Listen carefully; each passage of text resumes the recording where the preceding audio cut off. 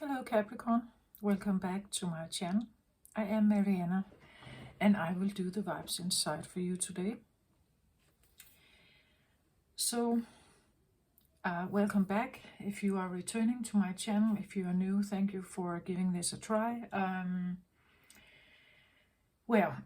This time around I'm doing readings that is called something like DNA memories.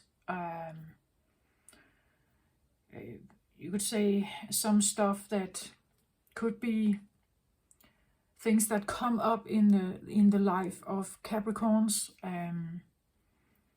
That it's a memory from a time, you could say, or from back to the original creation of everything, the Big Bang and everything. This is what I have been guided to dive into and try to explain to the best of my ability, to the best of my knowledge, what I know about the zodiac signs, personalities, traits, and so on, but also you could say a memory that each of us hold. We are complex beings. We are a mix of a lot of stuff. So when I say Capricorns, I talk about Capricorn Sun, Capricorn Moon. We can say the personal planets, Mercury, Mars, Venus, in particular. But we all have Capricorn somewhere, and therefore it is a thing in our life. It may pop up from time to time. Some people have this more in their life, and some haven't. They feel it just very randomly and very seldom, where others who may have Capricorn strong in their chart, maybe several planets in Capricorn, maybe you have some of these things going on, playing out in your life again and again and again. Okay.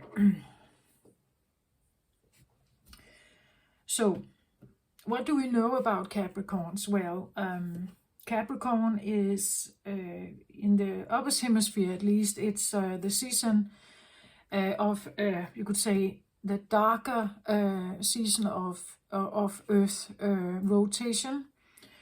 There's not so much light, there's not so much sun, there's mostly dark times, darkness, night. It is a time of, you could say, it's a more feminine time, cold, typically winter, or there can be rain, cool days, cold days, icy frosts, things like that.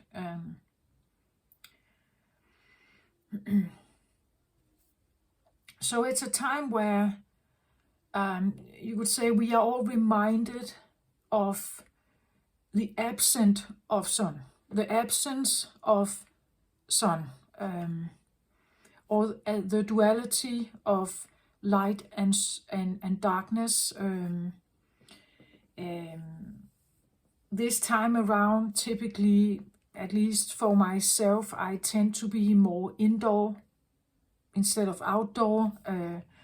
I tend to have more indoor chores, things I do, hobbies, things I tend to you would say, do or involve myself in. The gatherings are usually also more indoor because it's cold outside and a bit more unwelcoming outside. It's more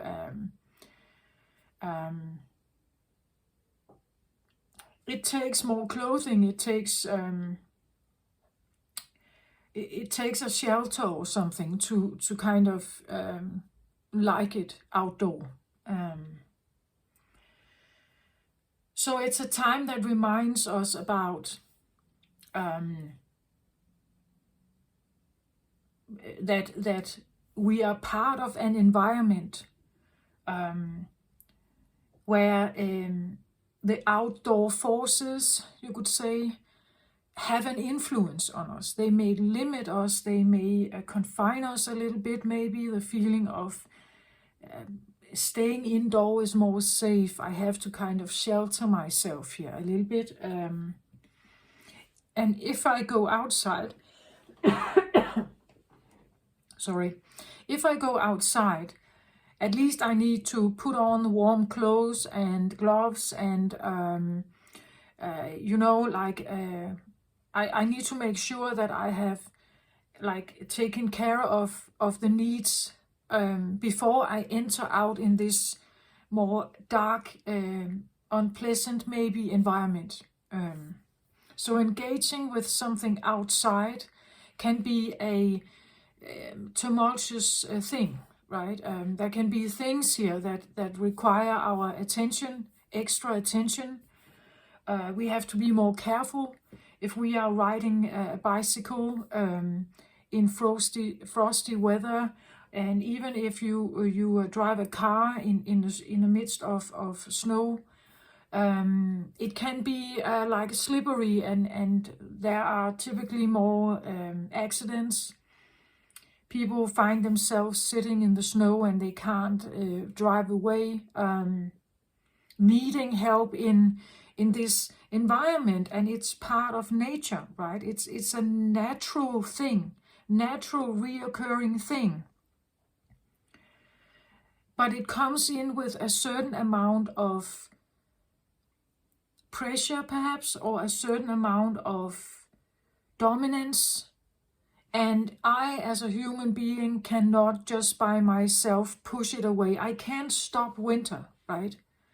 I can't stop frost or rain or something from coming. And this is something that I believe that Capricorns are very much aware of, that they are always interacting with something. They're always interacting with something. Whereas summer people, if I can say that, people with a lot of you could say spring and summer planets, they are usually not that, maybe not that aware, or they don't mind. They are not, I wouldn't say they're careless, but they probably trust a little more in whatever is there outside. Because it's more friendly, it's warmer, it's more sunny, you can see stuff, it's not hidden. In darkness, it's more hidden, you need the flashlight when you go out, right? It's a more dangerous environment to be in.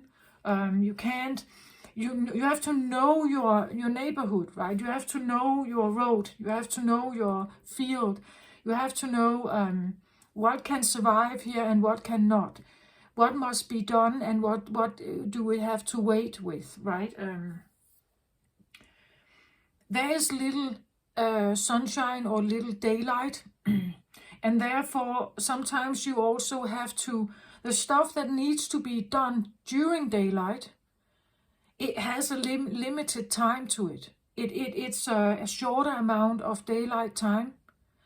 So if you have to do something outside, you have to be quite quick and quite focused and quite diligent on what it is today specifically you want to do, because you only have this limited amount of daylight. Then the darkness will come again and you can't really see much. So that there is a diligence, there is a focus, there is a goal-orientedness with Capricorns. They know that they have limited time or limited resources or limited daylight, as I say. They have to be committed and they have to do it quickly, swiftly, without any kind of delay. And therefore you can have, I want to say Capricorn people can be, sometimes they are called a bit aloof. They can be reserved. They can be, like they go for something, and whatever you're saying is not really bothering them, because it's like they know, like, and what people say to you can derail you from your focus, and maybe you only feel like you have limited time to get to the end goal. Or let's say this can be anything. It can be that you're focused on a career and you want to get there as soon as possible. You want to get to the end goal, have the job you are dreaming about, or you want, and you're very focused on getting to it. So maybe you say no to parties. Maybe you're not drinking. Maybe you are working instead. You are very focused on the steps you take towards your end goal. And some people may say, loosen up a bit, right? Live a little. Let's have a party. Let's go out and drink. Let's do this. Let's do that. But Capricorns can sometimes be quite focused on what it is that they want to achieve. And I believe it has to do with the memory. It has to do with this idea that I know that there's only a limited amount of time. I believe that Capricorns hold an energy that at some point in time on Earth, there was probably a life of this. There was a life of very limited daylight.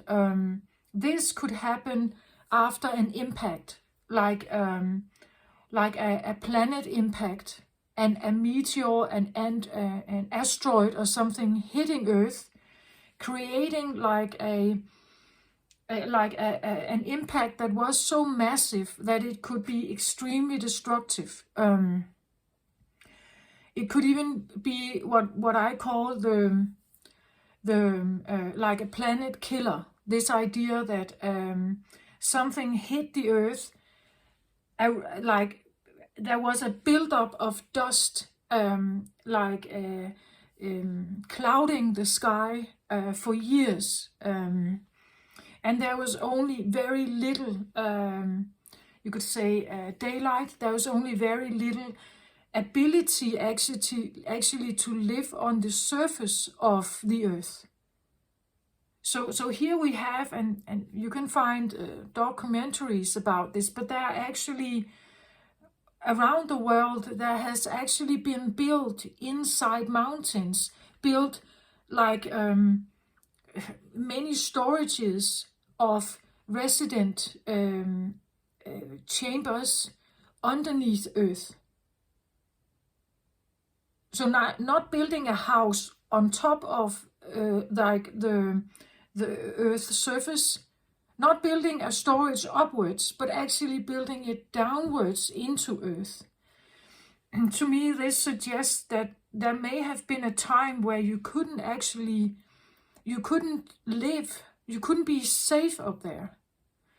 And these cities underneath the Earth, they actually have ventilation systems to get air down there and so on. It's quite advanced actually.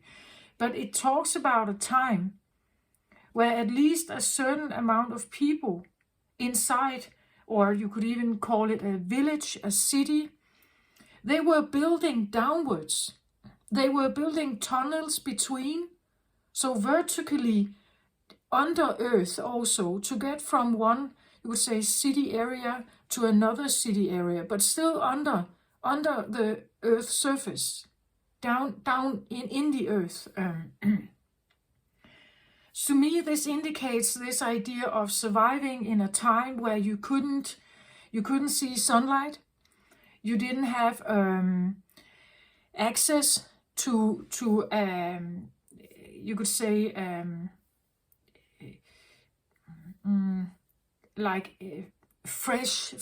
the freshness, reviving lightness of sunlight, and walking through a valley of flowers, and you didn't have access to that. Like the again, as I said, it's like Capricorn is always in connection with something else. Like it's relating, or it's dependent on something else for its survival, perhaps, or for its thriving or something.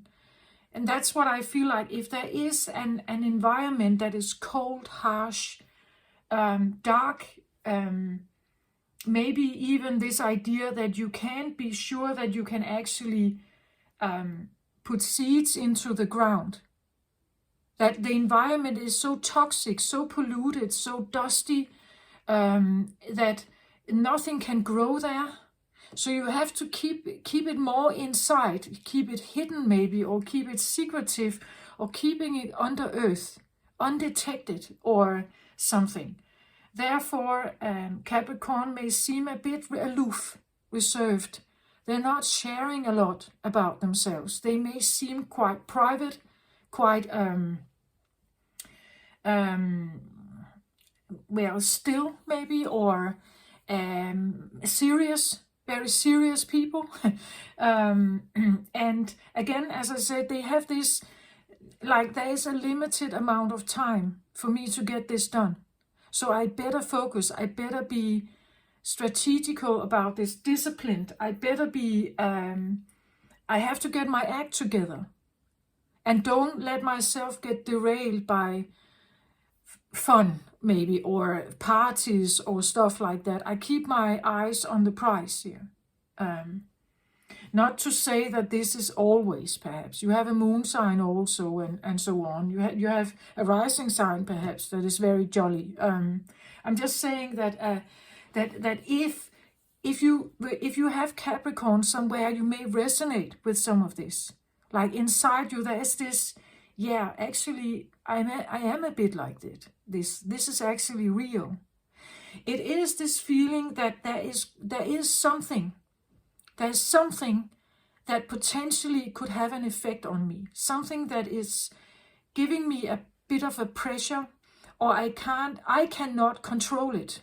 It's out of my control to manage whatever this is. As I said, winter. I can't control winter.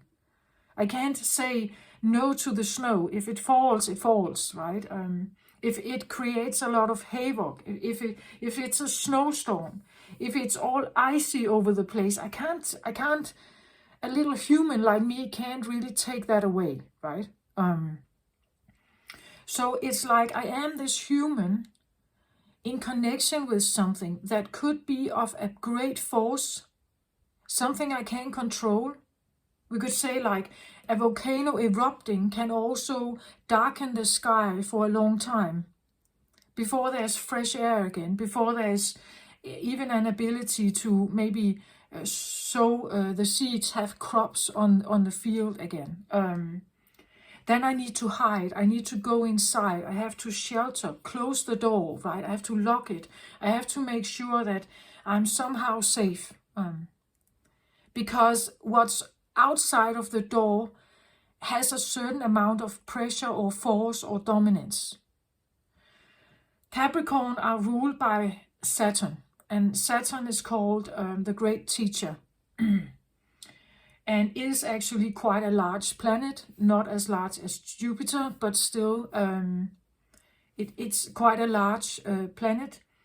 So it has an impact. It's big. It's bigger than Earth.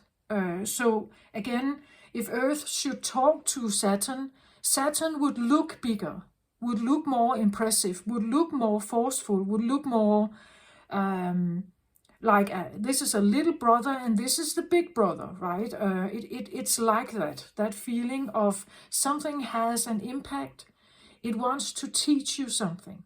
I'm here to teach you something, right?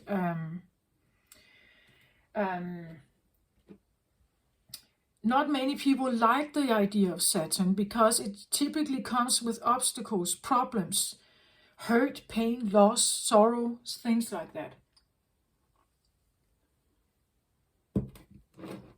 And it forces us maybe to get more disciplined, right? Capricorn is an earth sign. So earth sign, meaning that there can be a certain sense of discipline, order, steps to follow, a plan, like don't. Like I have this, I'm doing it in this order. I'm following this recipe. I'm doing, and I'm doing it quickly as I can, or as as swiftly as I can, because I only have a limited amount of time to prove myself or to get things done, or it can even be the time you get. Let's say you have a father or a mother, they are presenting you with a job they want you to do, but you only have this moment to do it. So to succeed, I have to prove that within this amount of time, I can succeed. I can get to the end goal.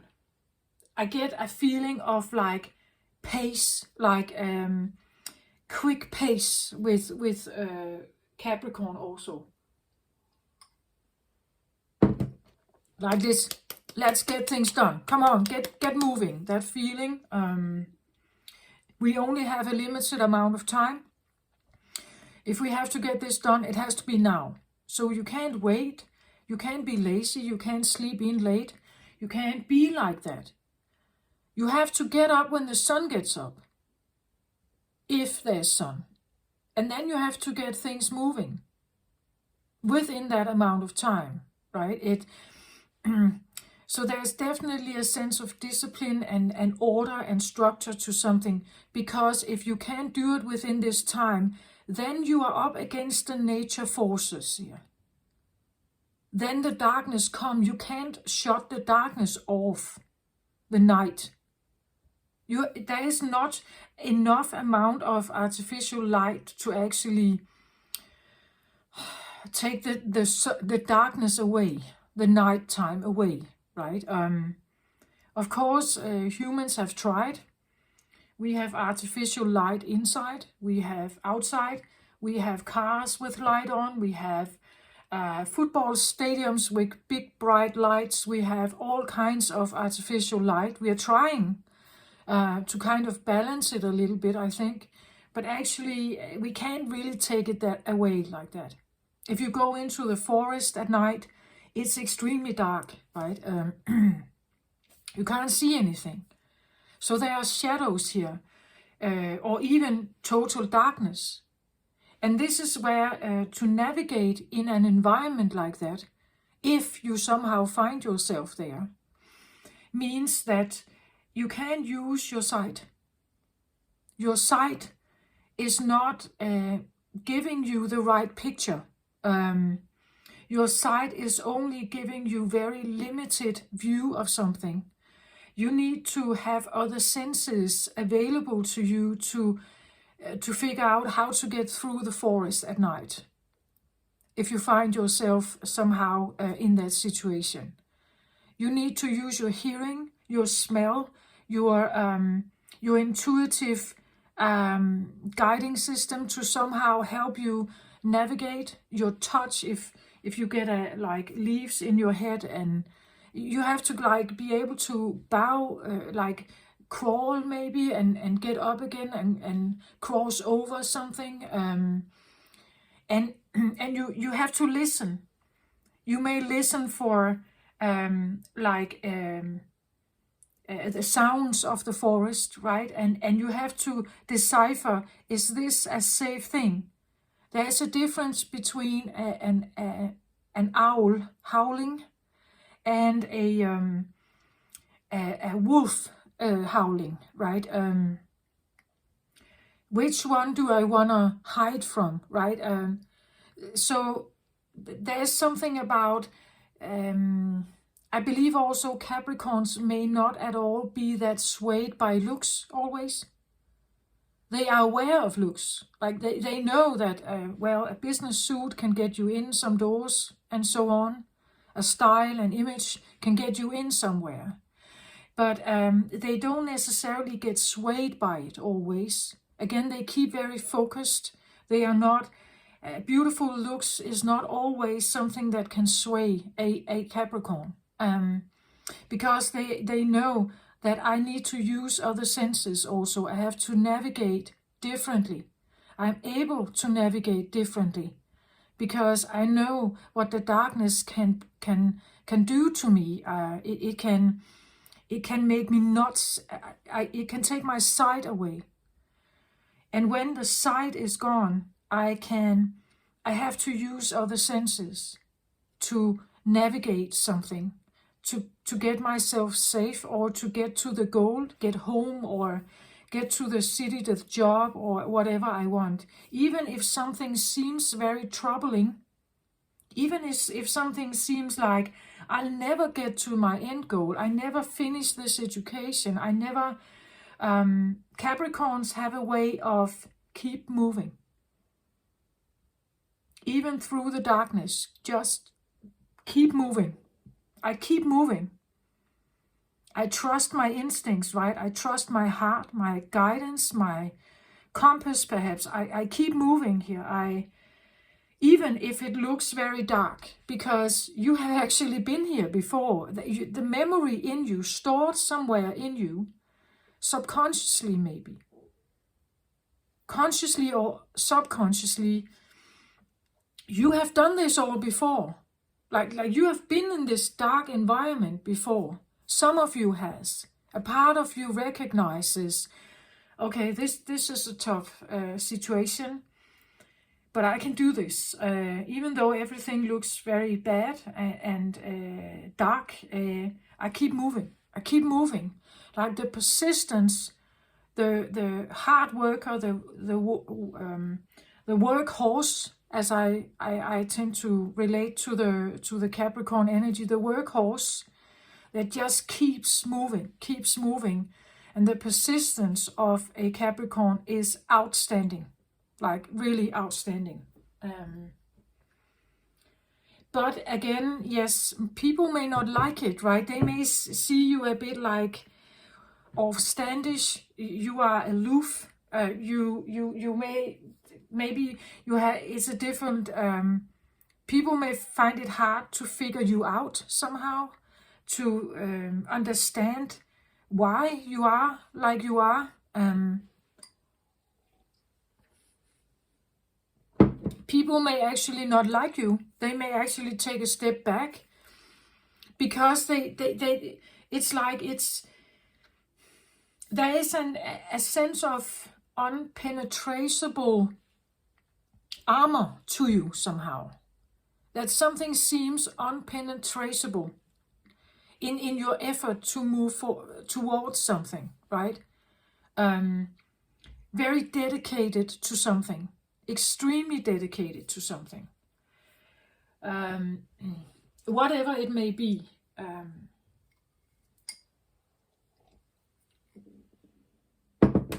In certain situations, I actually think this is very, it's a very good thing. You can take yourself out of a nasty situation, and with your diligence, you can actually reach a goal where you have different opportunities, maybe more abundance, maybe a happier life.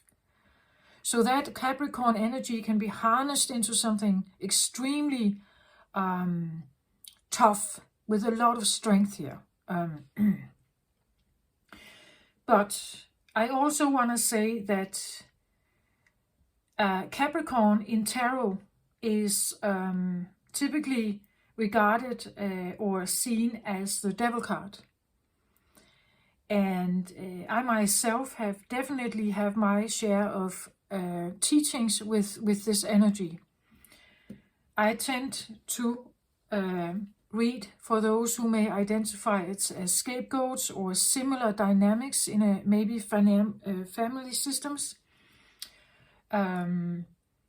I almost wanted to say financial systems. So maybe there's something here as well with money that has been an issue. Capricorns are typically actually quite money focused. They want the safety of the money, right? The money is important. Education, job, status, money is important. And it has to be like, I'm going for it, right? I'm not getting myself derailed by all other kinds of stuff. So maybe there has been financial stuff going on. I believe if you identify also with, or you have this memory or this understanding of, I was a bit of a scapegoat. I actually never really felt like I never really took the stand to go for my goal, or I was never given the opportunity to go for my goal. I was not given that opportunity. I was held back maybe, or the feeling of being held back, the feeling of being held weak, or in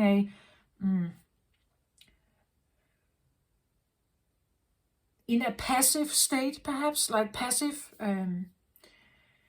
Then there may be something in the things that I'm doing later when I take the tarot cards. I've talked on my channel about trauma bonding. I believe the devil card and trauma bonding, or Stockholm syndrome, whatever you want to call it, limerence, false hope, illusions, things like that. If you are a Capricorn who got stuck in something like this, it can derail you enormously from actually taking action on your goal. If you were raised to be passive and not active, if you were raised to stay small and weak because someone else then could feel stronger and you would say more controlling, then you are in a very toxic dynamic, and this is where the devil card is actually appropriate, I want to say, for Capricorn energy. Some of the life lessons I believe a Capricorn may be facing is this idea of an opponent, that you are not existing just on your own. You're always existing in relationship to something that potentially can flip you over.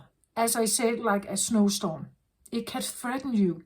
There's a threat here, a tsunami, something big, something overwhelming, something great, tumultuous, stormy, freezing, something you can't change with your bare hands, right? And if something is very threatening, as it can be anything, it can be the feeling of you as a child and a parent, right? A parent that yells at you and physically abuses you or something like that. In that situation, a Capricorn may be forced to surrender, right? The surrender, or the idea that I don't have what it takes to go up against this. The David and Goliath feeling, that I'm standing in front of something that seemingly is so big that I can't win against it, or I get defeated by it. I can be defeated by it, right? And for me, it has to do with something like getting to know the nature of the opponent here. Getting to know the nature of the opponent. If you are up against a snowstorm and very like cold Russian winters, you have to get to know what the winter is about, right? You have to learn how to survive in like deep, frosty, cold, frozen weather for a long time, right? Without no crop on the field, without no sunshine and warmth. You have to get to know your opponent. That's what I feel like is very important for a Capricorn. Get to know what it is you feel like is threatening you, or what has been threatening you.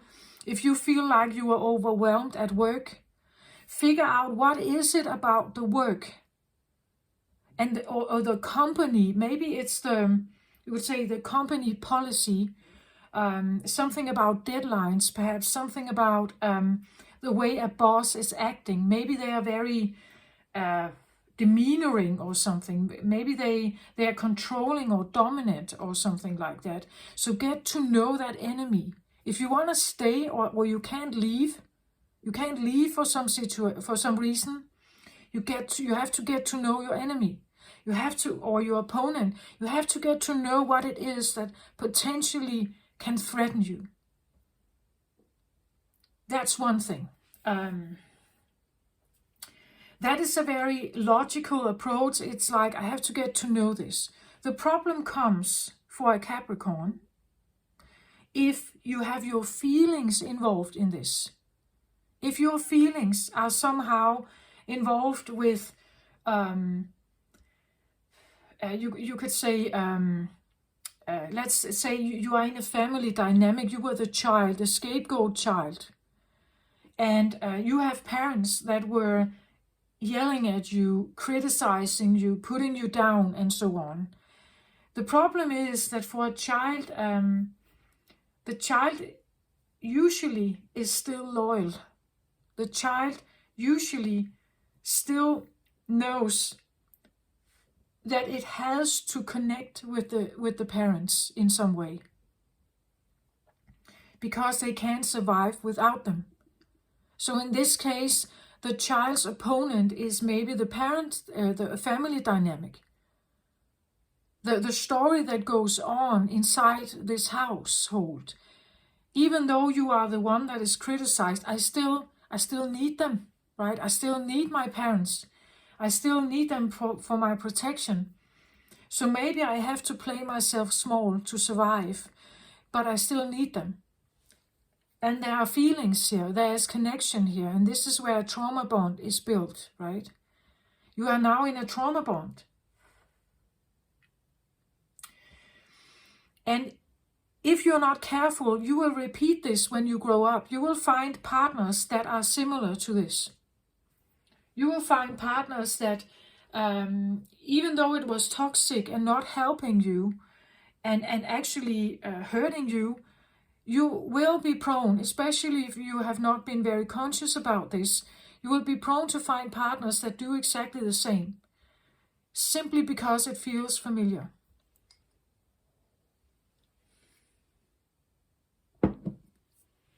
It feels familiar. It's easy for you to tap into the role of the weak one because you've been there before. You know what it means to stay there. And as long as you play that role, they typically play their role of being the high and mighty, the big one, the responsible one, the tough, the one with the strength, the one with the, you could say, all the right answers and all the right solutions and all this stuff. As long as you play your role here, you can stay in that dynamic, but it will not necessarily make you happy, right?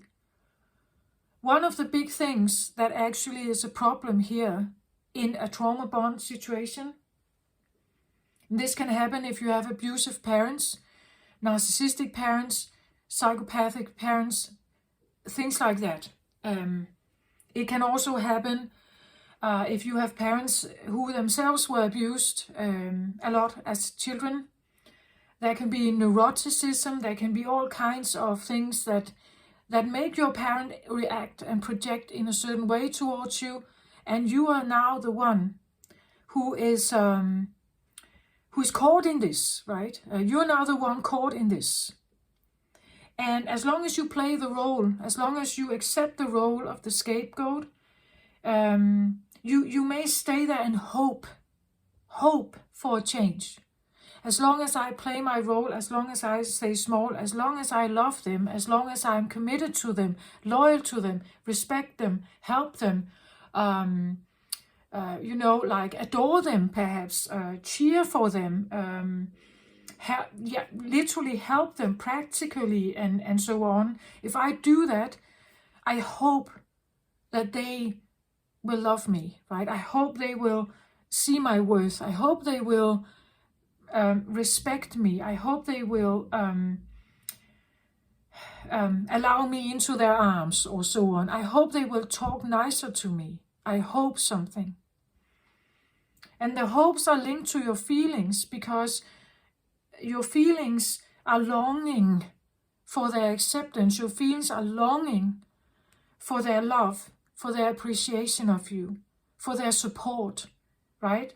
That's the longing creates or keeps the hope alive. The longing and the hope goes together. And this is where you keep you keep working on this identity. You keep staying in this identity. You want to keep the hope up because you're longing for their acceptance. You're longing for their appreciation, their love, their support, a warm hug. You're longing for that, but you're not getting it.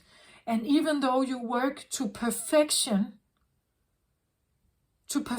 here on this smaller version of you, who commits, surrenders, gives in to any kind of play they are putting on here.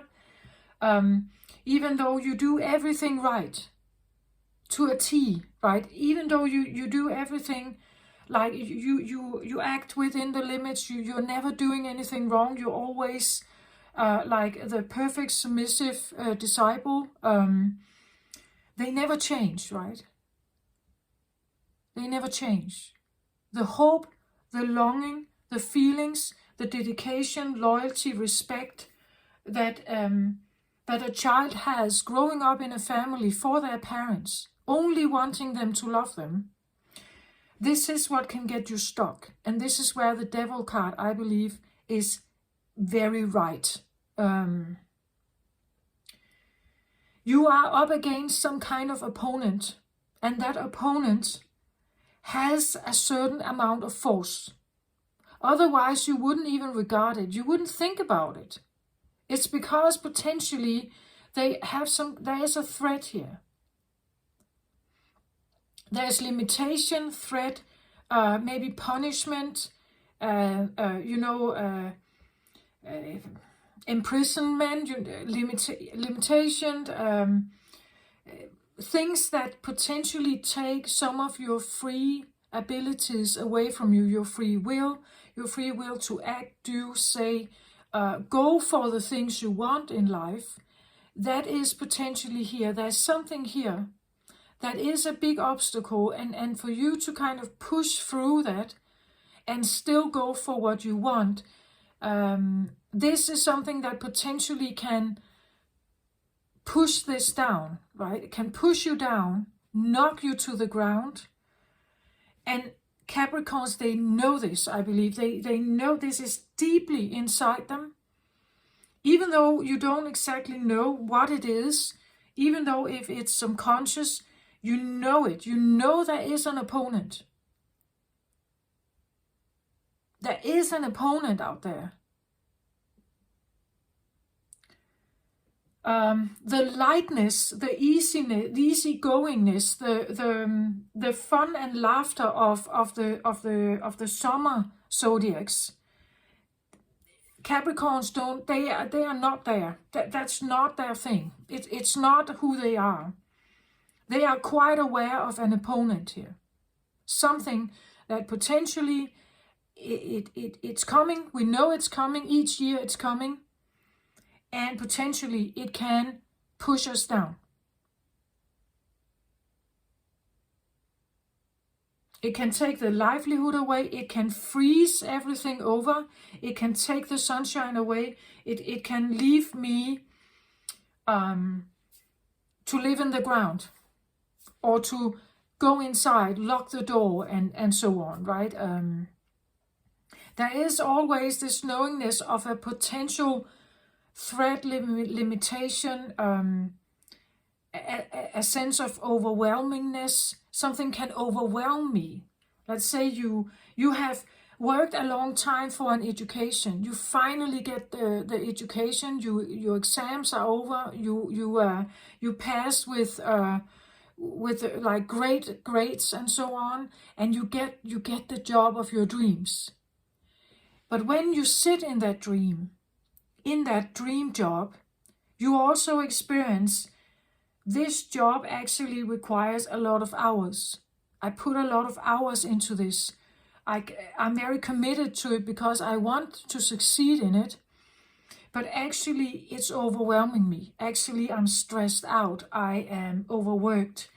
I am tired. I'm exhausted. But I keep moving, right? Because this has been my dream all along. So now, God damn it, I want to have a good time, or I want to feel successful. But actually, you are now, you could say, going against your own yourself. You're pushing against yourself. Now your opponent is maybe yourself. Your own understanding that I'm pushing myself too far. This job is too demanding. Maybe I need a different job. Or I need to work less hours. I can't seem to sustain myself. So your willpower to go forward can now become your worst enemy. I believe that Capricorns really need to get this. Like, they really need to get that, yes, there is an opponent out there, and it can be an outside force, a person, the weather, living circumstances, I don't know, right? But something outside of you, but it can also be inside you. It can be something that limits you, or you feel that now I'm limited by my ability to endure in this job or endure in this relationship. You have to also allow yourself to give up, to stop your perseverance, to make something a success that cannot maybe be a success. If you are in a relationship with abusive parents, you can never, ever make them change, no matter how much effort you put into it. Narcissistic or psychopathic parents, they can never, ever change. Never, ever, ever, ever, ever, ever, ever, ever change, no matter how much effort you put into it. What they do is that they, the hope you have for this, the hope that everything you have done or over all these years, all the loyalty you have given them, you buy into some kind of illusion, some kind of fantasy that as long as you stay here and they are grandiose and feel on top of themselves, they may accept you to a certain degree, but only because you stay here. If you start changing, if you start doing something else, they will react to it. They will demeanor you, they will criticize you, they will act out, they will not like it. And you may feel like you're the worst daughter or son ever, that you're betraying them, that you are doing something bad, that you're the awful one, that you are now the one creating a crisis in the family, something like that. Because it's only the dynamic here. As long as the dynamic works and everyone is playing their role here, then you may get a little bit of acceptance. Then you may get a little hug from time to time. Then you may get allowance. Then you may get a little bit contact, right? But only as long as you stay here. As long as you buy into the role, you accept the role of the scapegoat or of whatever this is. As long as you identify with it, you feel you are this, you have become this, you have been designed to be this. As long as you stay here, the bubble is intact. The illusional bubble is intact. They stay where they are, you stay where you are. And this just continues year after year after year.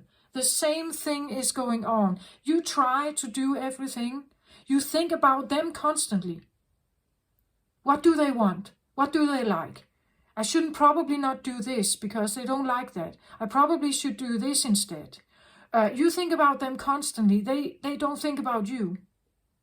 Only when you are acting out, they suddenly think about you. They suddenly criticize you. Otherwise, they are thinking about themselves and what suits them, what is nice for them. If you are in some kind of dynamic like this, the hope needs to go.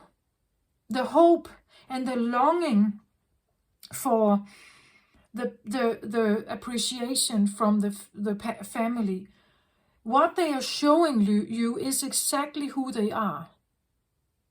They are showing you a coldness.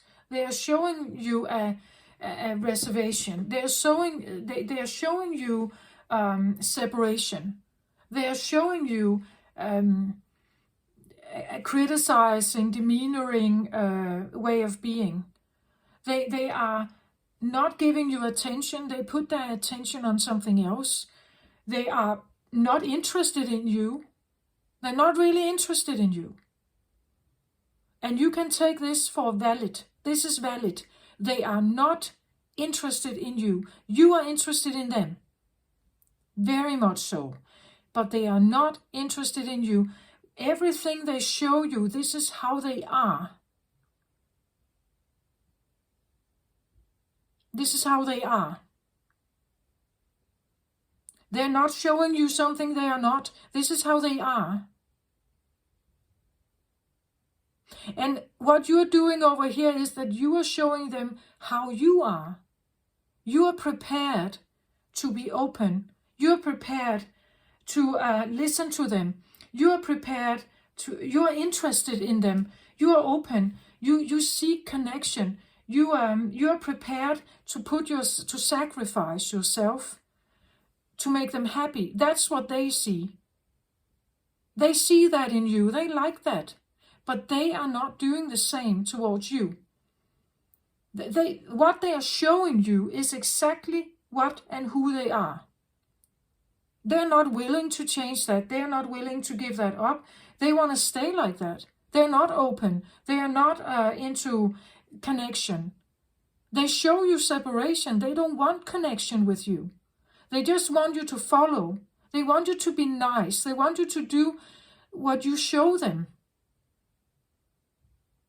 That you are the disciple. You're the one that follows, right? And they can stay on top and lead. That's what they do. The hope for something else to interact here has to go. This is one of the things that I believe is the lower vibrational energies of Capricorn energy, is when we get trapped in the hope and the longing for something. We long for it because we never received it. We never got the validation.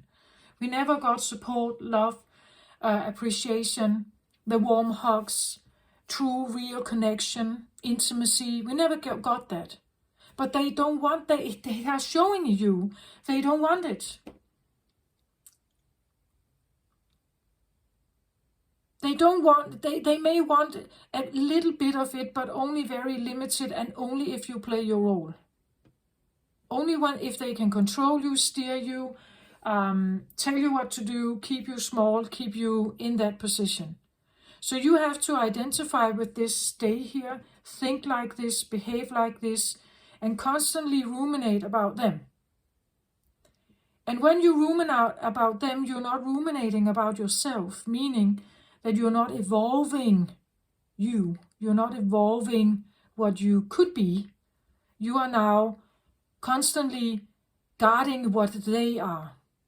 You're guarding, enabling, manifesting what they are, not what you are. You are thinking about them more than you're thinking about yourself. So you are not working on yourself in this position. And if you don't feel like, I've said this before with scapegoats, I believe that scapegoats can have this feeling of, I don't have a compass. I don't have this inner strong feeling of who I am and what it is that I want, that I want to go in this direction. This is my passion. That this could be the reason, right? It's because you're forced to constantly think about someone else. The hope, the longing forces you to have all your attention over here and not really with yourself here. And this is where you can get stuck. right? You can become stuck in the dynamic, observing something else, hoping that it's going to change, hope that you can heal them, hope that they will finally open their eyes and see how wonderful you are. But they don't. They don't have it in them. They are not like that. They are not built like that. They are really not open. They are closed. And they want it to stay like that, because then they are in control. They can steer everyone around as long as you commit to your role. So at some point, you have to get real about your emotions for this person. Why is it that you keep striving for connection with something that is constantly cutting you off? That really doesn't want you there. They are surely not interested. If they were interested, they would look at you. They would come towards you. That's what they do with this other stuff they're doing. Their work, their friends, their makeup, their clothes, whatever it is. This is where they have their attention. Not on you. They're not interested in you. Maybe they don't even like you. But for a child, this is devastating. So sometimes we create this bubble. We create the fantasy that, of course, they love me. They're just busy, right? Of course they love me. They have their own way of showing it. But they also have to earn money, right? We find all these kind of explanations for the absence, for the neglect, for the separation, for the criticism, and so on. They must love me somehow, right? They must love me somehow because they're my parents, right? But if you are in dynamics like this, and I really feel like the devil card is correct here, it is a bond where something is a puppeteer and you're the puppet, right? Someone is the puppeteer, has the upper hand, and someone is the puppet, or maybe there are many puppets, right?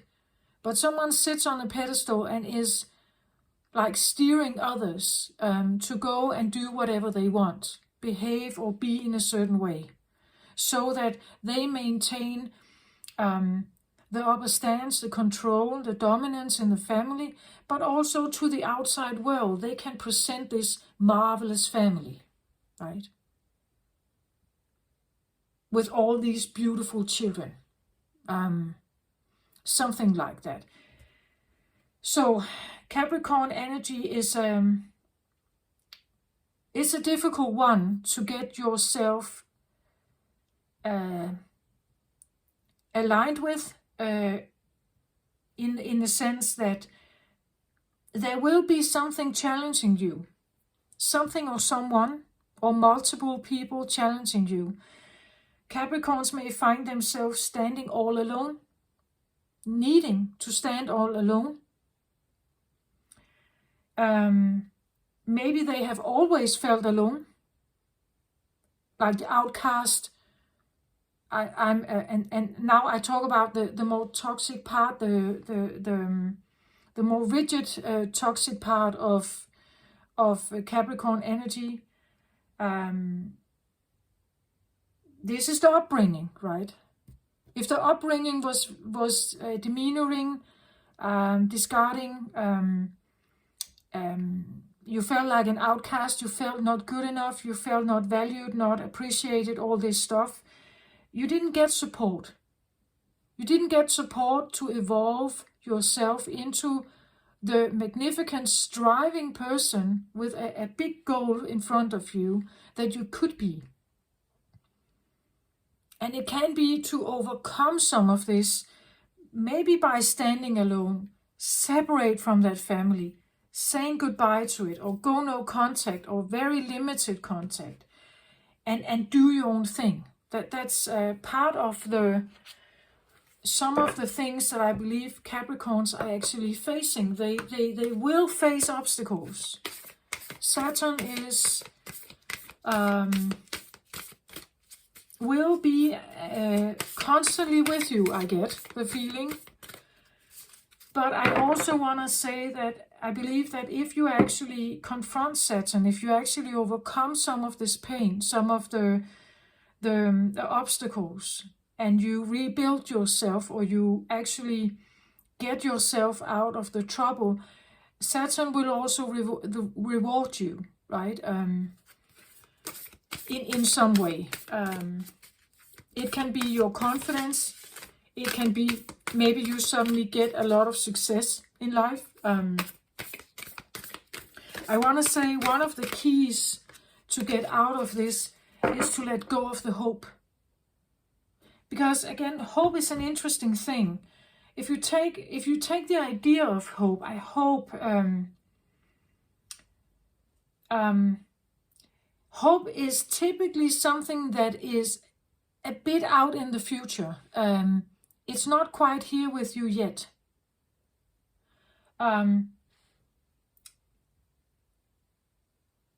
hope it will be a successful job opportunity. I hope I will get this job. I hope I will find this boyfriend. I hope that when I finish this education, I will have my dream job. I hope that I'm good enough. I hope that or that I will be good enough, right? I hope that I can achieve this. I hope something is available to me at the end. I hope something is coming back maybe to me. I hope that, I hope for something. Hoping means that it's not quite here with you at the moment. I hope he will be all right. I hope they will be all right. I hope for a prosperous summer. I hope for a nice vacation. I hope for something. It's not right here yet. It's out there somehow. And because it's always something you hope for, it's always separated somehow from you. It can be like only a little bit away, but it can also be months away, years away, or at long distance away from you, right? It can be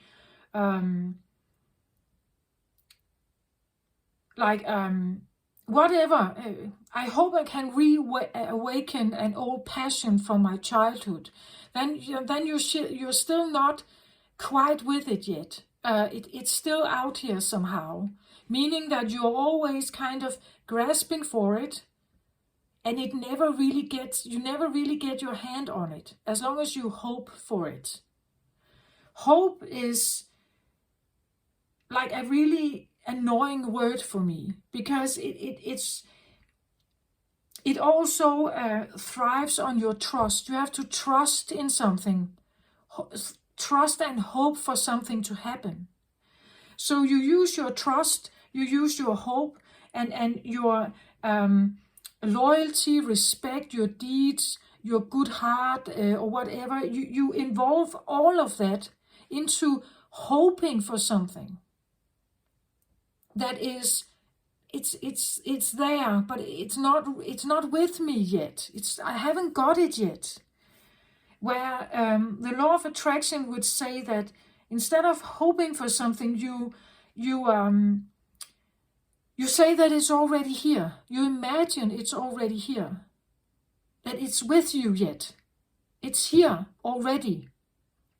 I have it in my possession. It's now inbuilt in me. I have inbuilt success in me, right? It's not something that is out there somehow. Because then it will continue to be out there. As long as I hope for it, it's still out there. And I kind of try to keep reaching for it. So hope has this indication of something that is right it's in front of you always. It kind of just stays there as long as you hope for something. And as long as you feel that, you think it, I hope they will come back to me. Well, then you are imagining something potentially could come back, but it isn't. It's still out there. Otherwise, you're not hoping for it anymore. Now it is always here. It's already here. right? So there's this potential of hoping for something that we long for, but you can stay in that process like chasing a rabbit for the rest of your life. Hope has to go. And instead of hope, I would say we should replace the hope and the longing with an investment in yourself. Instead of thinking about others and what it is that they want from you so that you can feel a little bit loved or you get a little bit attention or something, you still have to play your role here. Right? As long as you stay in your role, they will probably like you a little bit from time to time. But they will still be interested in anything else but you, really. And I know this is tough for people maybe to hear this, but they are showing you how they are, what they prioritize, what is important to them. They are showing you that. And it's not you if you are a scapegoat and in such a dynamic. It's not you. Even though you are the daughter or the son, it's not you. Otherwise, they would show you. They would put your attention on you. They are putting their attention on something else. That it seems more important to them, right? If you were important enough, interesting enough for them, they would put their attention on you. They would support you. They would help you grow, right? But actually, they don't want you to grow. They want you to stay here. Because it supports them in being big and strong and the hero or whatever. Big and strong and powerful and whatever. As long as you are here, they are here. The problem is that when you are here, you cannot be strong and weak at the same time.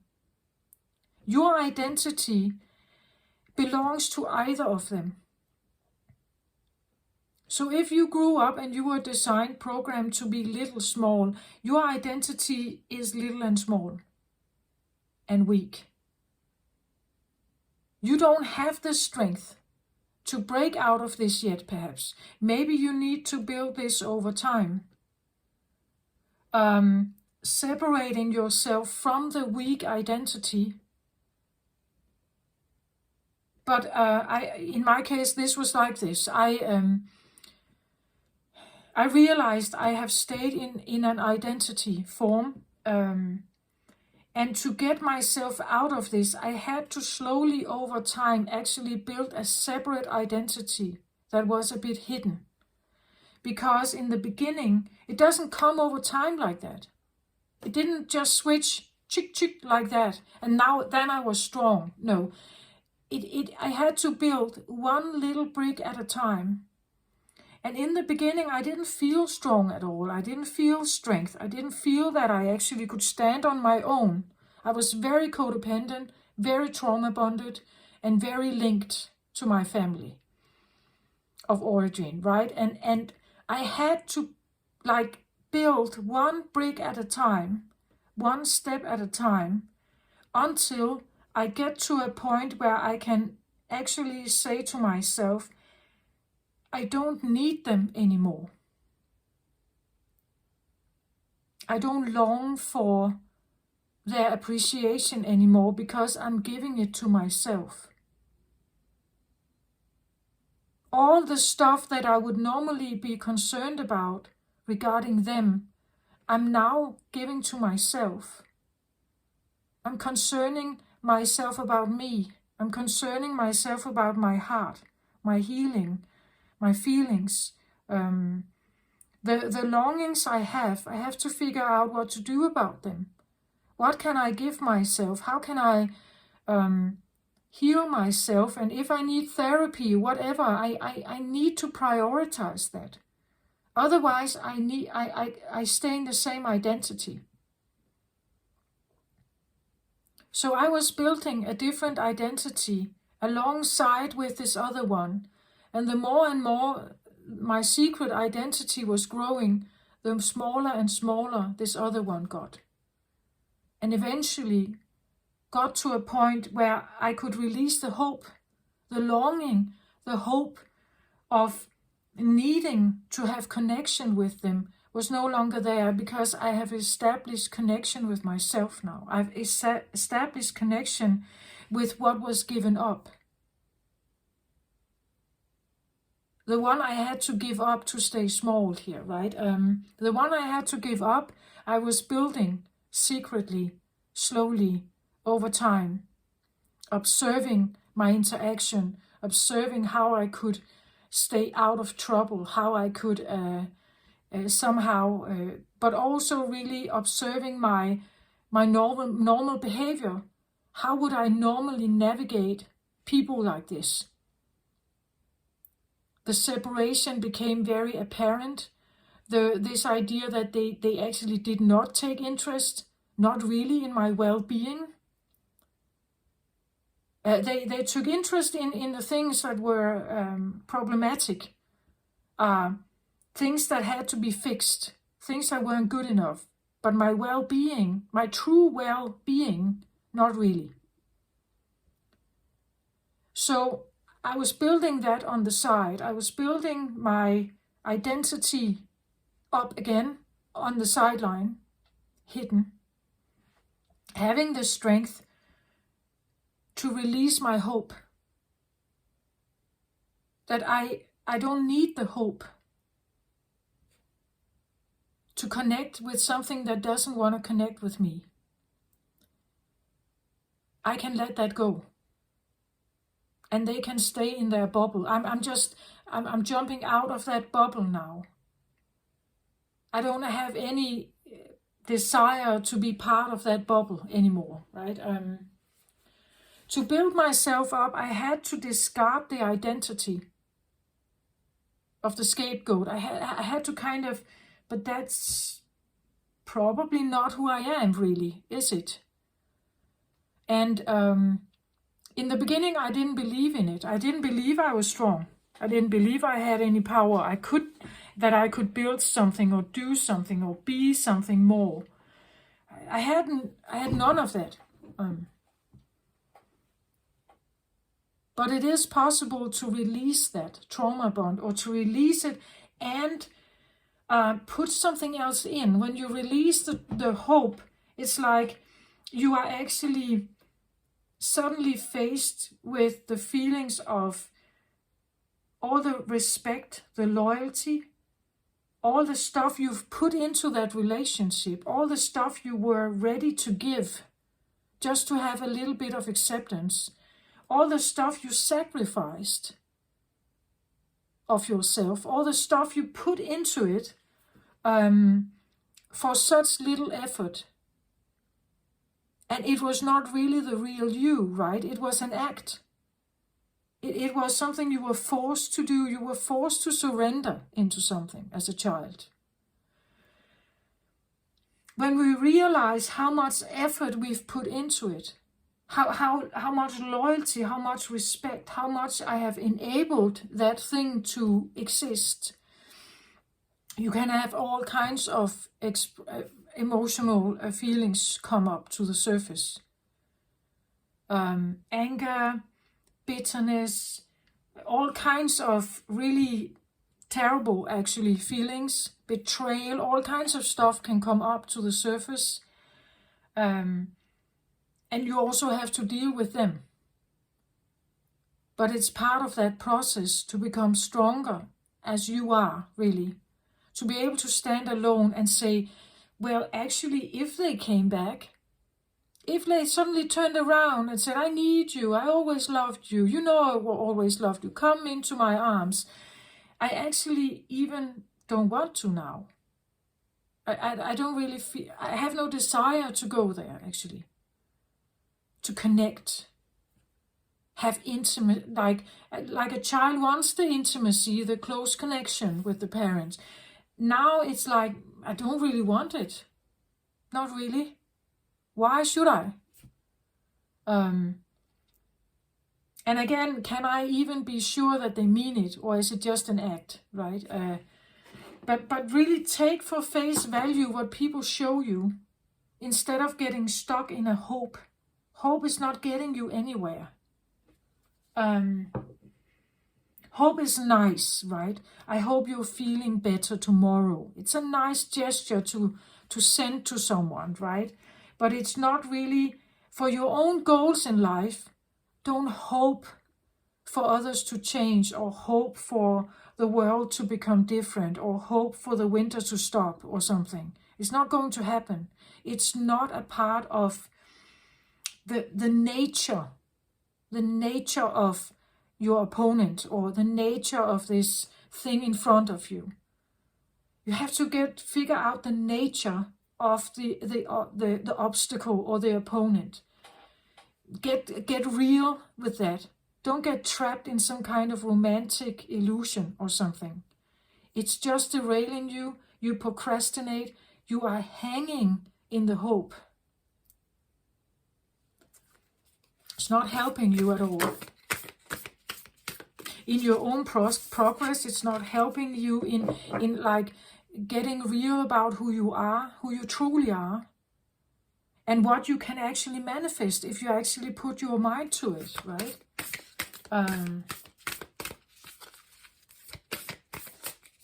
So I really wanted to get that out there, this information about how hope and longing, limerence, trauma bond, and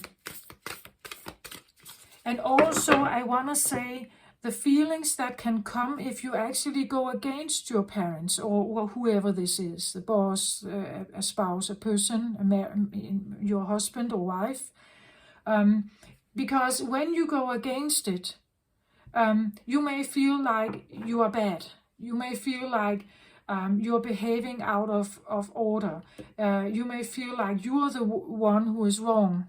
You may feel like you are creating now a crisis, that you are the reason for the crisis, right? That you are now not honoring the contract. You're not honoring the role. You're not staying who you are supposed to be, the good wife or good mother, or you are now, you're going out of that, and you will have all these uncomfortable feelings that you have to work through also.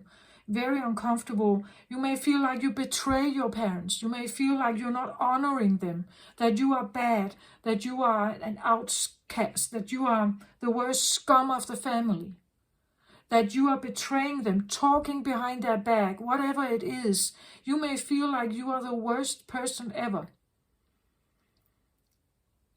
To heal yourself, to become bigger, to own who you are, to take your life seriously, to take matters into your hand, to regain your power and establish yourself as a confident, independent person. Not an extraction or an extraction of your parents, right? Something like that. If you have been in a relationship like that, it can be with a spouse also. It can even be with siblings or children. There is something to be figured out there, why it is that you got into this situation in the first place. And there can be something about hierarchy, dominance levels, something about like an imbalanced situation, or imbalanced power, something like that. There could be something about yin and yang, masculine versus feminine,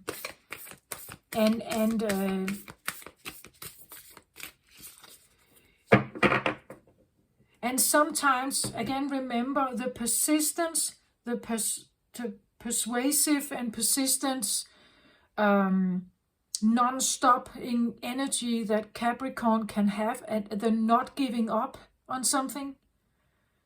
The not giving up is a beautiful, outstanding quality, but become aware of what it is you're fighting for, and whether you can actually penetrate the wall. Because if you're up against something that is not like titanium, maybe it's not worth it, right? Maybe you actually have to reconsider and figure out if you should actually try digging this way instead, right? And figuring out if you can have a different outcome there. I was in the bubble way too long with my parents, way too long. The hope for something. It never changed, never ever changed. It still is not changing. It's still the same stories, the same dynamic, or at least that's what is tried to be projected towards me, right? It's still the same thing. If I visit or if I somehow am in contact, I try to have limited contact, right? But that's the thing, that they are different than you.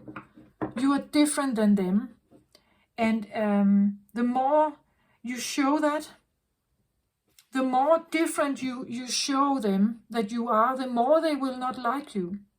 That's why you try to conform, right? Because then you became what they wanted. But when you rise again, when you actually grow, when you skip this, when you say, no, I don't want to keep this alive. I don't want to identify as this. You cannot become strong if you identify as weak. You cannot be strong and weak at the same time. Maybe you can have situations where you are very strong, but in certain dynamics with certain people, or in certain environmental, maybe snowstorm, environment, you suddenly feel very weak. And if you do that with certain people, you have to figure out, why is it only when I am with these people that I find myself becoming small or insufficient, or like an outcast, that I don't belong, or I feel bad here somehow. But because in other situations I actually feel very strong and competent and powerful, right? Get yourself, get aware of what this opponent is about.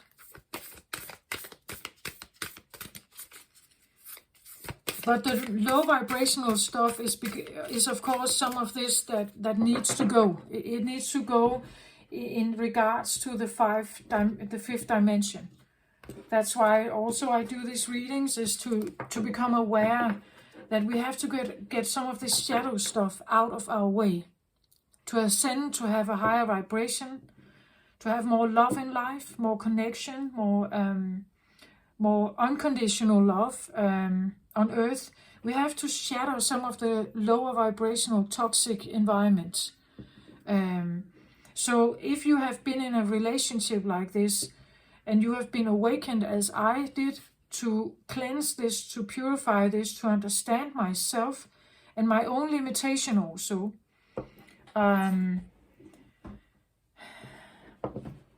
you can actually become sick of this.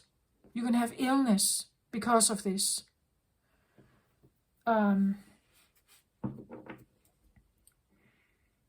If you hope too much and for too long without no result, it's like you keep hanging on to something. You can get sick. Your body literally can become sick. You can have all kinds of chronic diseases, heart issues, all kinds of pain in the body and so on. If you hold on to something for way too long. The hope must never be a driver. I really want to say that the hope is way too uncertain. And the hope also has to do with someone else complying or coming back or wanting connection. So you put all your effort in, you actually give your power away. You're letting them decide. It's up to them, right? It's not up to you. It's up to them.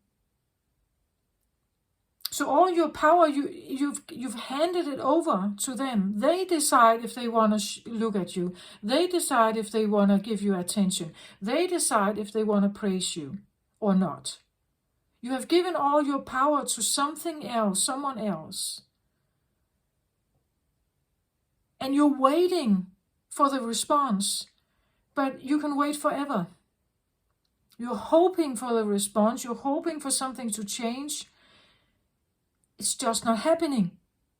And you have no influence on other people's choices or other opponents' choices. As I said, you can't stop a snowstorm, right? You can't really, if it comes, it comes.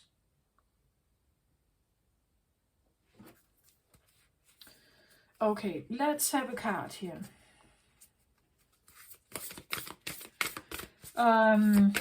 I feel like a little more shuffle. Okay, an overall energy for Capricorn. Capricorn DNA, Capricorn memory. It's like Capricorns know that there can be opponents out there. They almost expect it. It's part of the memory, an instinctual thing, I guess. And again, I believe that it has to do with a time on Earth where some of this was very prominent. Years, decades of darkness, limited food, limited access to something. You had to be very focused, very disciplined, very ordered with everything you did to survive, to have what you needed. Needing to, as I said, dig all these storage, facilities in ground, under the surface. Again, doing work maybe under the surface, people can't see it, you're hiding it. It's you're not necessarily being very open about it. You're doing it secretively, or maybe not, but you are allowing yourself to have the opportunity to do so by being private, by not oversharing, by not engaging overly with other people. Pyramid of light. Step your vibration deeper into love.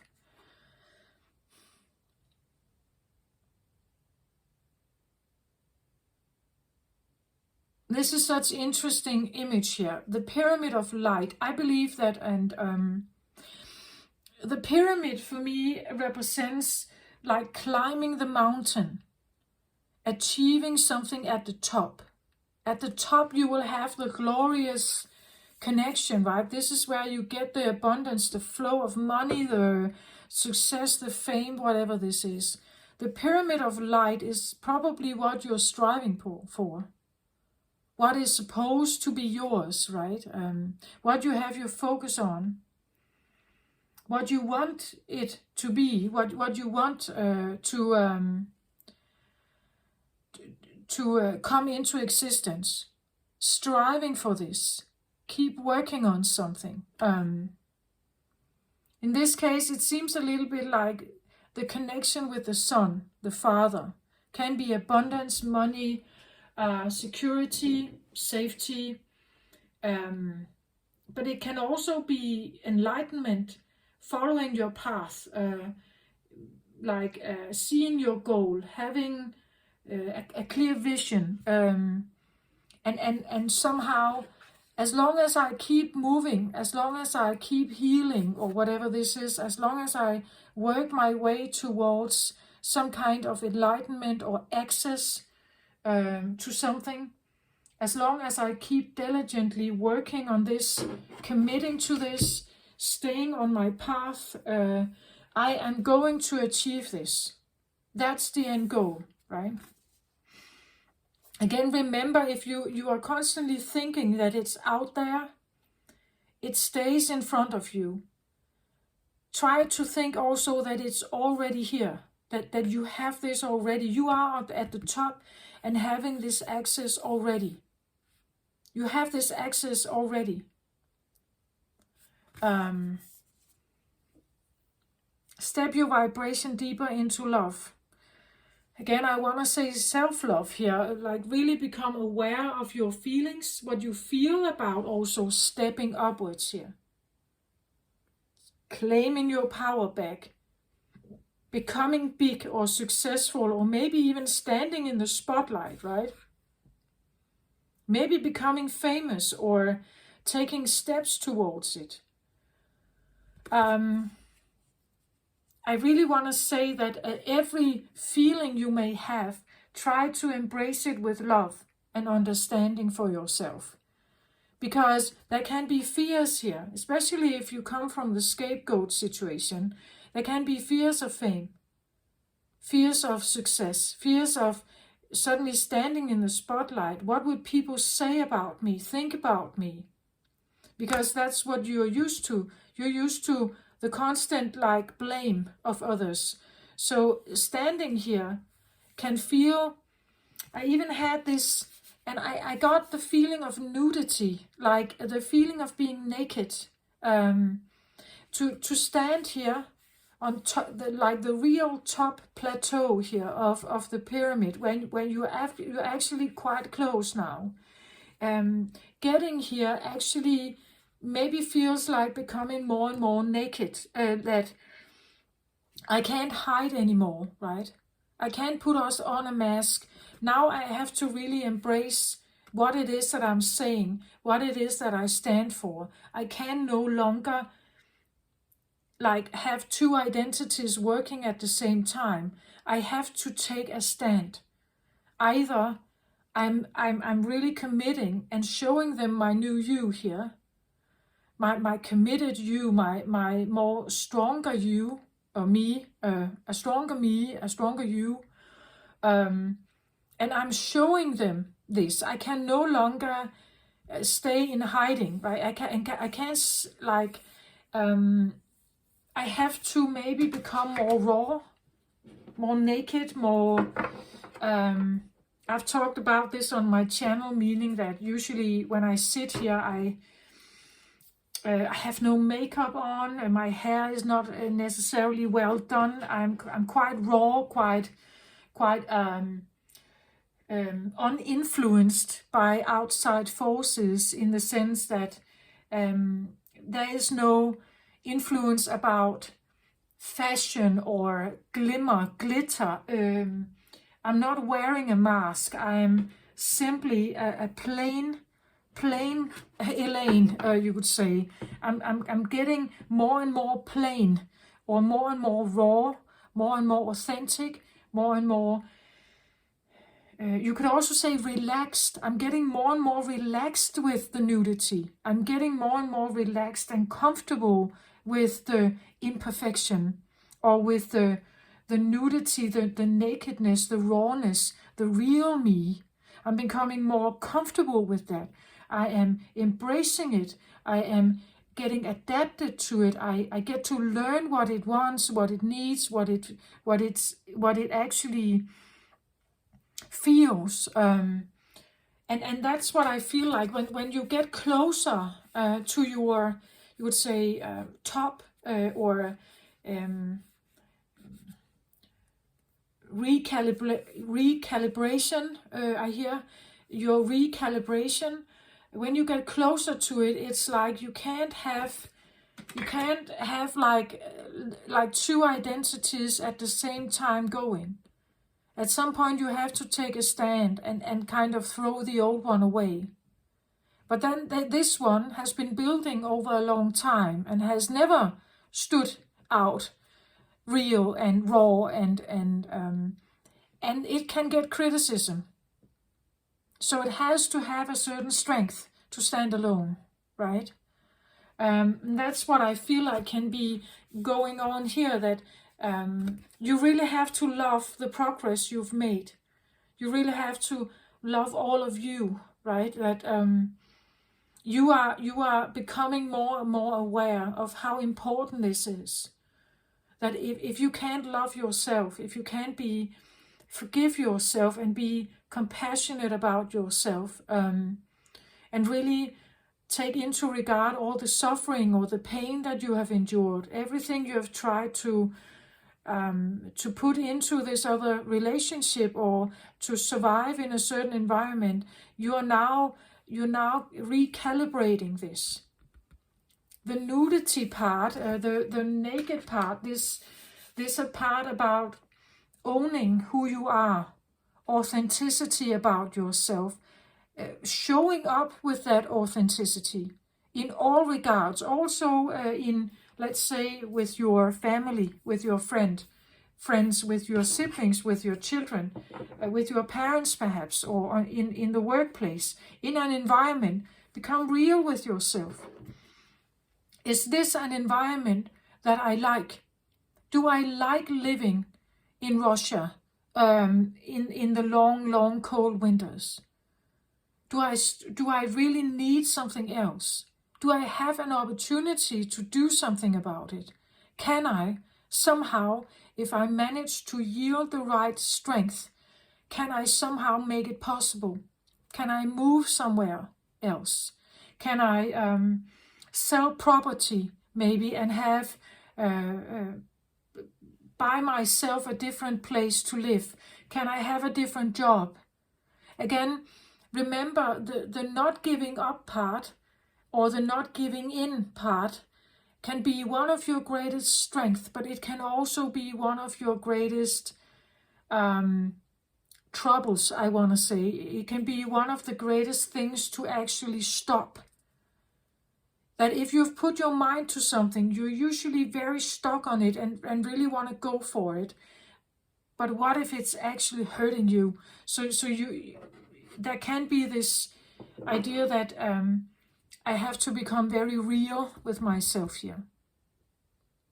Even the parts I don't like about myself, even the parts I don't like about the environment, people around me, maybe my family, that they do actually not like me. They don't respect me. They're not interested in me. Becoming very real and very raw and very authentic. And accepting every feeling that you experience with that. Every tear, every bitterness, every feelings of betrayal, hurt, pain, grief. This part can be quite, raw, I want to say. Raw, difficult. Again, you can no longer hide behind a different version of yourself.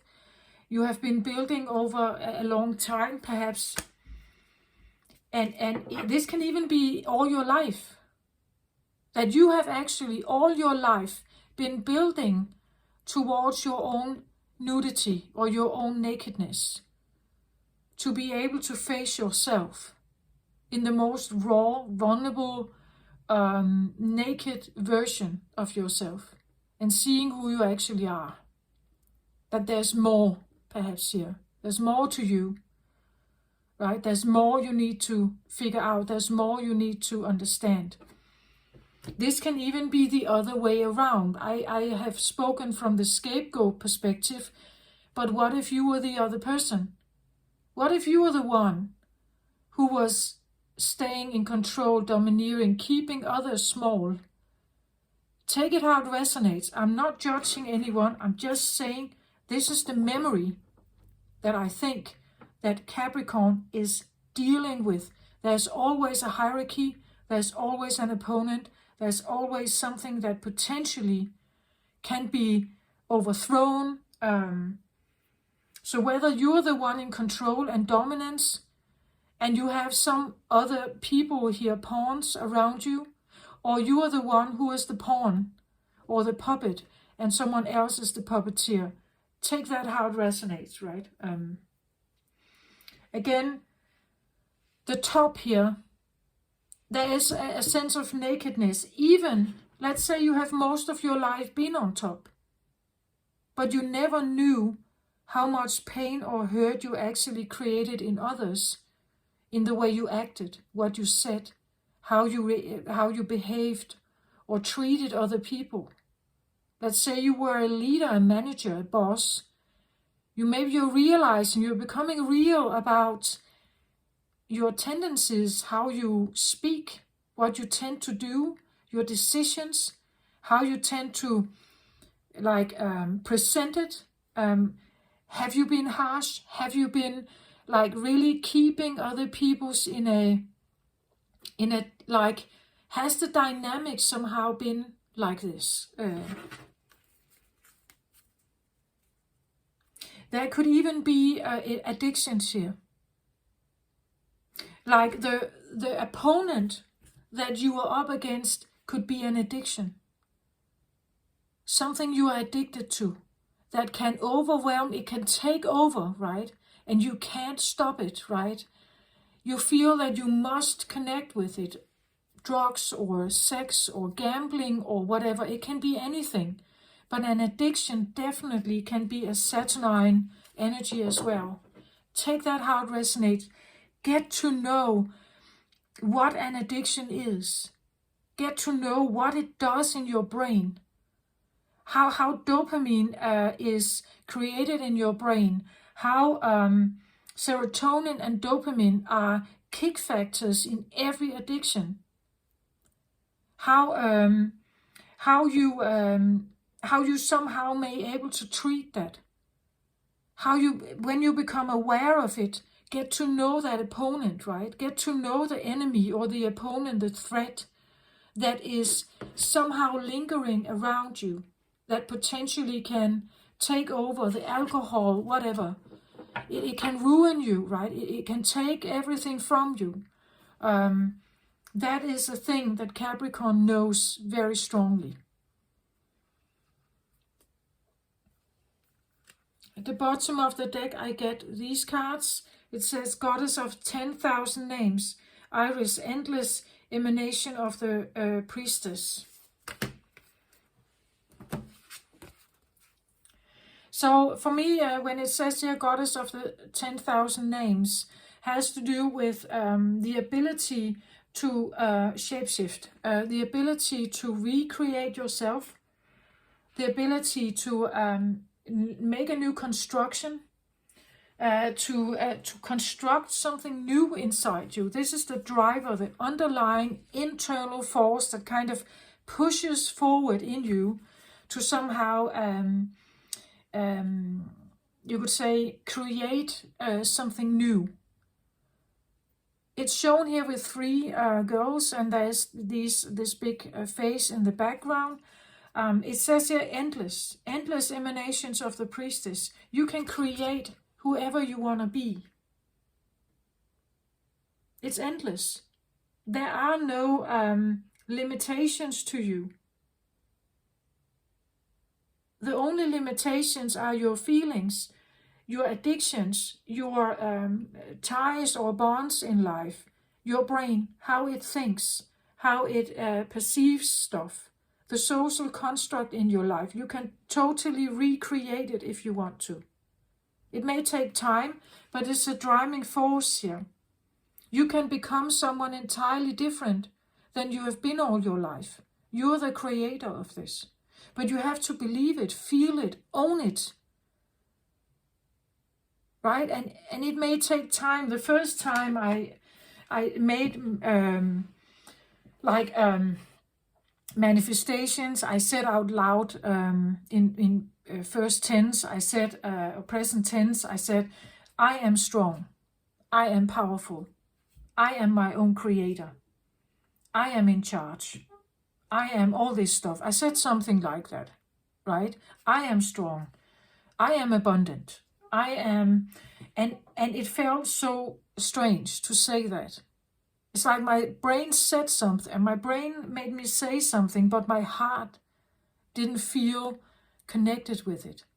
It has taken a long time for my heart to hear the message, to actually believe in the message. It's the same thing as when you are taught and programmed as a child. You hear this so much that you believe in it. And now you're doing the different. Now you're doing the opposite. Now you retrain yourself to become something else. It's the same process. Just that now you're doing it to yourself. Now it's not someone else telling you, right? You are doing this now. And the more and more I have been working with this, the more and more something changed. And I actually got to own some of these feelings. But it took a long time. It took a while, right? And therefore I'm telling you, this is not something that comes overnight. You're not shifting overnight. It's not like that.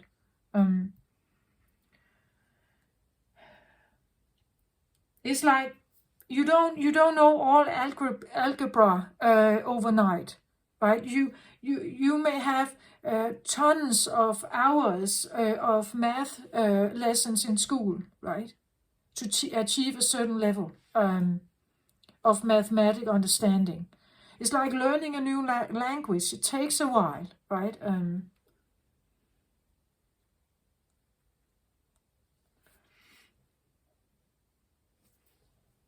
Okay, so there's a driver here that says, but you can create anyone you want. There are endless emanations, there are endless ways you can show up, endless ways of what you want to become, what you want to be, what you want to look like.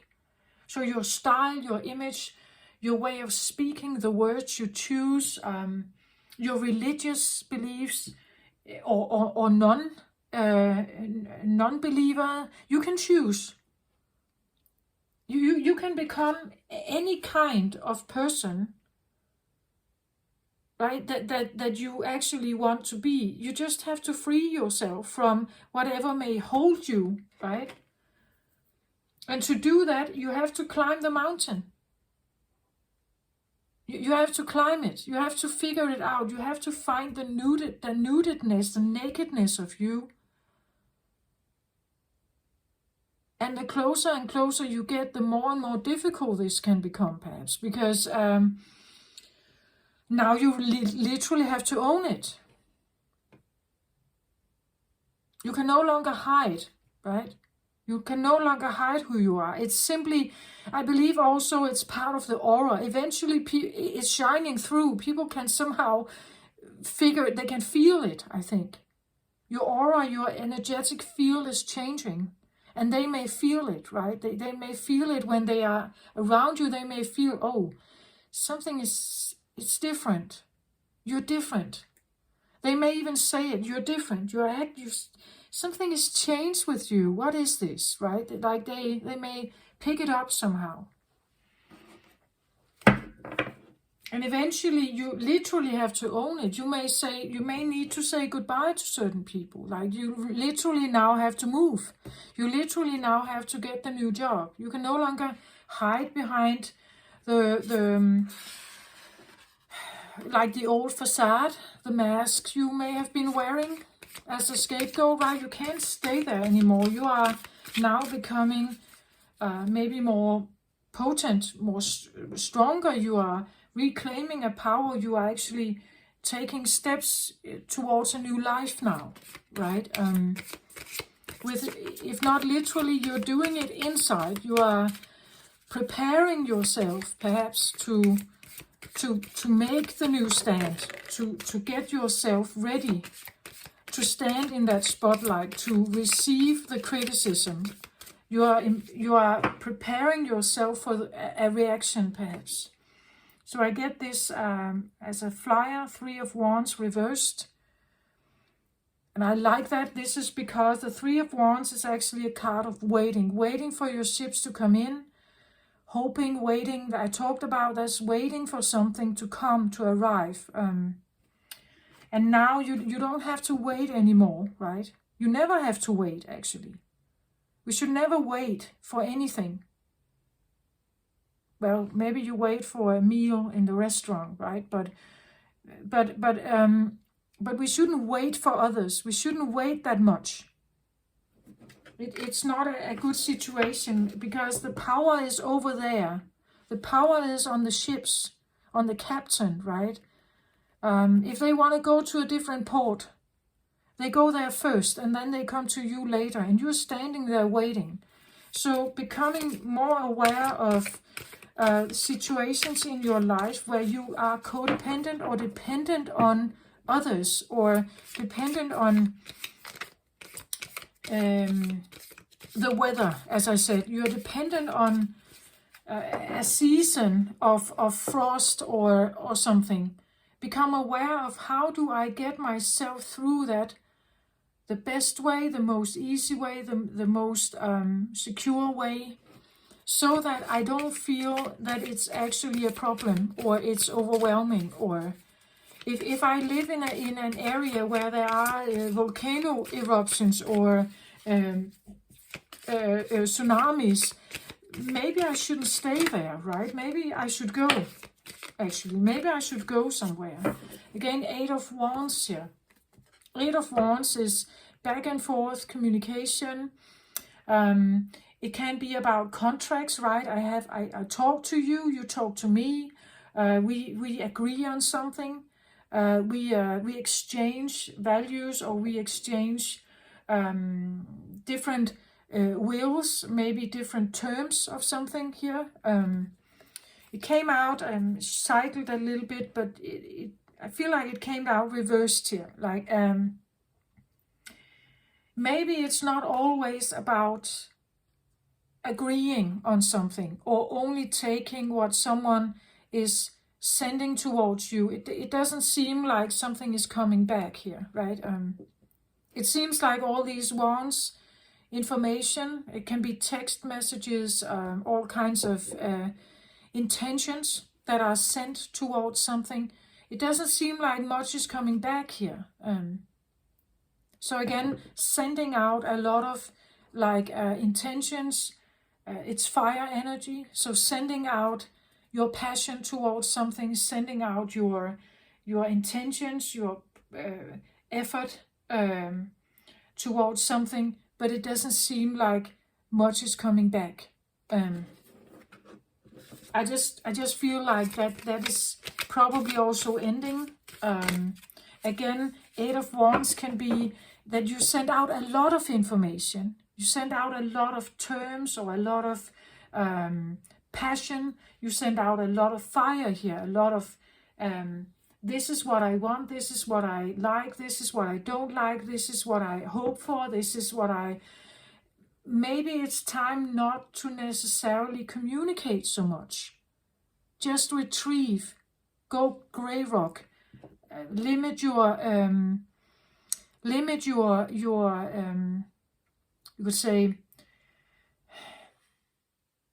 limit what you share, perhaps. Limit how honest you are about something, or your most inner passions. Maybe just hold them back a little bit, not necessarily speaking it or bringing it out there. Not unless something is returned to you, right? And don't keep the story going. If someone is not responding to you, or not wanting to communicate with you, or not agreeing to your terms, or whatever this is, it's simply because they don't want to. They don't want to. They don't want to comply. They don't want to interact. They don't want to work with you. They don't want to enter into this contract. They are not interested. They are really not. They're not investing. They're not showing up, right? That's what I feel like. Become very real when people are investing or not, whether you can, as I said, are you dealing with the weather? You can't stop the snowstorm. You can't stop the night coming, right? You can't, no matter how many torches you light, you can't like light up the sky during the night. Not enough, right? It will still be nighttime. The heat is not coming just because you lit eight torches. It's still cold outside, right? Another flyer here, Knight of Swords. And it seems like he's actually on a mountain here. He's climbing a mountain here. Some kind of truth. He's trying to shield himself. He has armor on. He is working his way through something.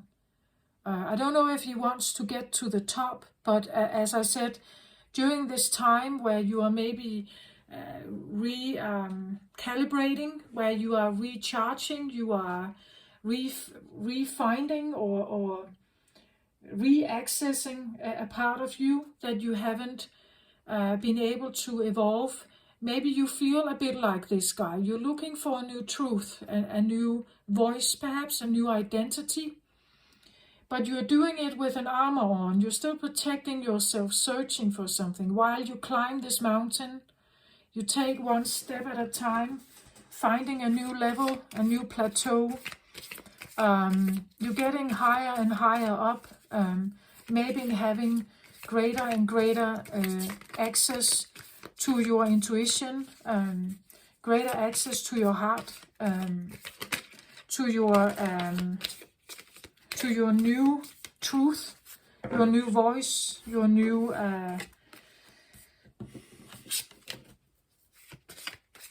story or narrative, your new social construct of who you are, and what you want to be in life. But you're jumping all over the place here. I'm not taking more for now. Now I'm shuffling, I'm getting some of the tarot cards out. But there's definitely something about climbing the mountain and regaining a new truth, armoring yourself, because the truth can be hurtful, right? The truth can be, or speaking your mind, speaking your voice, speaking your truth is you know that there can be a reaction to it, right?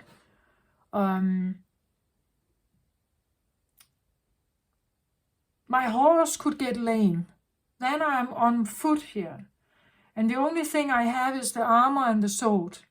And I'm still like working my way through the steps of something here.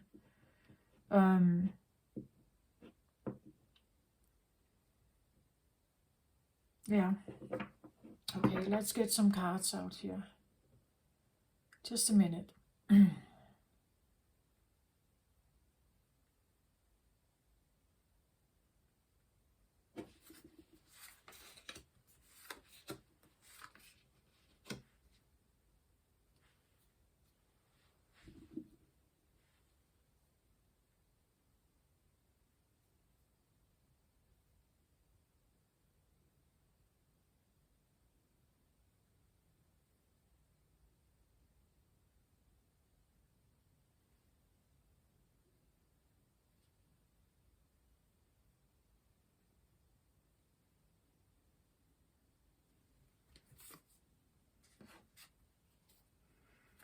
I feel like there should be another card, but it's actually like this. I should put it, it feels a little bit like it's, well, it's touching, but it's also outside. You know, like it feels a little bit like I'm on the brink of reaching something. But it again, it's this feeling, I don't want to say like hope, but this, I'm reaching for something, but it's a bit outside of maybe my comfort zone or my reality. Maybe I don't feel like I could ever be like this. I can never achieve this. That this is a goal that is unachievable for someone like me, right? Or it's a bit like that. At the bottom of the deck, I get strength here. Yeah. So I feel like I am still talking about the scapegoats here. The underlying energy is strength. So this is a driver, right? That drives something. The building of strength. The opportunity to learn about that you are much stronger than you actually think you are. Much stronger than you were ever allowed to see yourself or to become. You never received support to build this within you, right? You have the power of the lion, right? It's like there's definitely something here to that it's driving you forward, a strength that is building, and I feel like it's building the more and more raw you actually become. the more and more you peel away of the way you used to be, the way you used to think, the way you used to speak, the interests you may have had, because they were never really yours, right? They were maybe prompted upon you, presented towards you, and you thought, well, maybe if I do this, they like me more. But the more and more raw you become about yourself, you may realize a lot of the stuff I did was not really me. I did it to please them. I did it to make them happy. I did it because they wanted me to be like that. They wanted me to present as a part of them, an extension of them. So I should think the same, talk the same, be the same, do the same, all this stuff.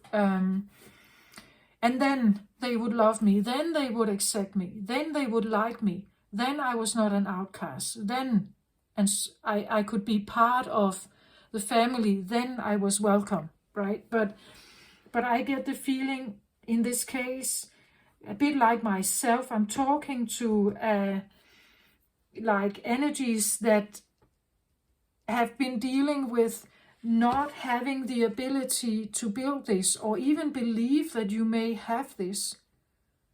Again, identifying as weak means that you can have strength at the same time. It's hidden, it's tucked away, and it has to be awakened. But something seems like it is awakening here, or has been awakening, has been a driver here for a long time, that you can build.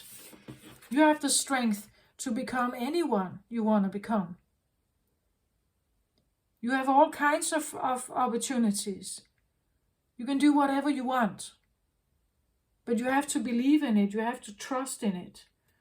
And again, Capricorn energy, if they set their mind to something, they can actually go the extra mile to do it, right? They can actually do that, because it's built in, like it's a, as I say, a memory. It's like something you can't deny. It's inbuilt. It's part of you somehow. Okay, so I'll take the upper card here. Wheel of Fortune. It's upright, which is a good thing. Wheel of Fortune talks about that the wheels are moving in your favor. It says that whatever you are doing at this time, or whatever you're trying to do at this time, should be a good thing. It should be a positive thing. I get a little bit the feeling of that I'm talking to someone who is here somehow.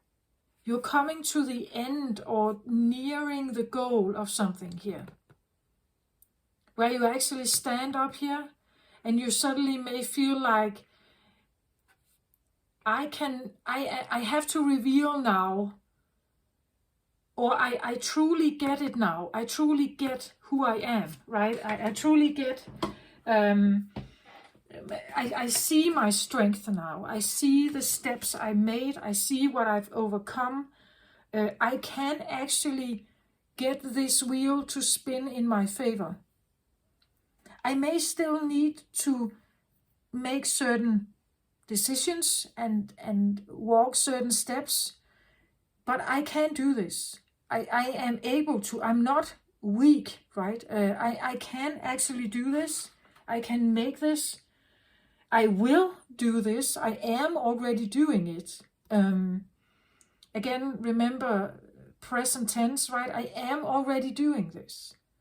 I am making the wheel spin in my favor. I am achieving, or I am creating who I want to become, or who I am, right?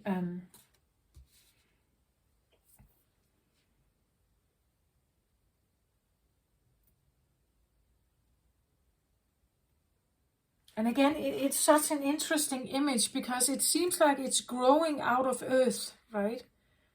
Out of earth somehow. That there's something is now and you're an earth sign, right? It's like something is growing out of you that has the ability now to make the wheel spin in the way you want it to spin, so that it's actually helping you. It's supportive, right? That you are building a support mechanism, maybe within yourself, where you trust enough in yourself. Also, this feeling of the breaking through. It could be maybe you are maybe you have a breakthrough in business, or you start something new that is supposed to make the wheel spin in your favor somehow. You will have abundance or prosperity, new hope, new beginnings, but it's like it's kind of breaking through somehow. I said it already, something like maybe it's a feeling that it's like your aura, it's like something, a light or something is now coming through that people may pick up on, that it's no longer, you can no longer hide who you are or the identity you have been building. You can't like keep it a secret anymore. It's coming out. It could be the feeling of coming out somehow, like coming out of the closet with something, speaking your mind, right? Coming up with some kind of brilliant plan, like a burst of something that could really make your life change in a way here.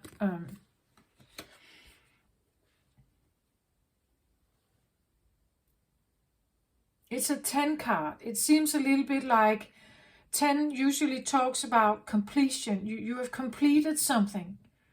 Someone is about to complete something or has completed something.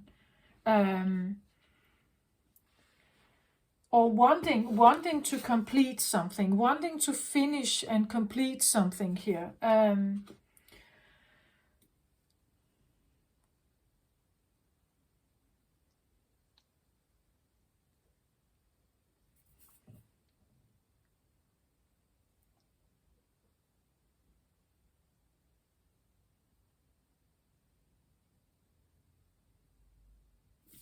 The Wheel of Fortune usually talks about that it spins. It spins in either clockwise or anti-clockwise rotation. And when it spins in your favor, you could say you could have luck, you can have opportunity, you can have all kinds of, you could say, good things coming. When it spins against your favor or to the other way, you probably will have more obstacles. You will have setbacks. You will lose something, perhaps. You will feel maybe more fear, more anxiety, stuff like that.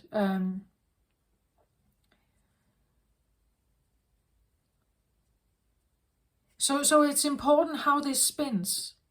And I even want to extend it to the way how your chakras spin. Because chakras can be blocked and therefore they stand still. They're actually not spinning at all. But they should be. They should be spinning. And again, in the right direction so that you have alignment. You have, you could say, cooperation between the chakras. And because that's the way you can access ideas, that's the way you bring something forward, that's the way you activate your confidence and take the steps towards it. Somehow I feel like that I want to extend it towards that as well. I want to extend it, meaning that everything that can spin, a chakra, you could say, it could even be something like blood circulation, something that has to move somehow. Fire also has to move, willpower, confidence. It all has to move somehow. If it stands still, it burns the planet. It will, or burns the body. It will not be beneficial. if something is procrastinating and standing still. Somehow I get the feeling that it's supposed to spin. It's supposed to rotate. And somehow it's interesting how this is also shown like a, I don't know, like a wheel, and we have even here like a circle, I don't know if we could say a planet, but something that even resembles a sense of wheel also here. And it's tucked into the earth, you could say, or into the, there's a similarity between these two cards here.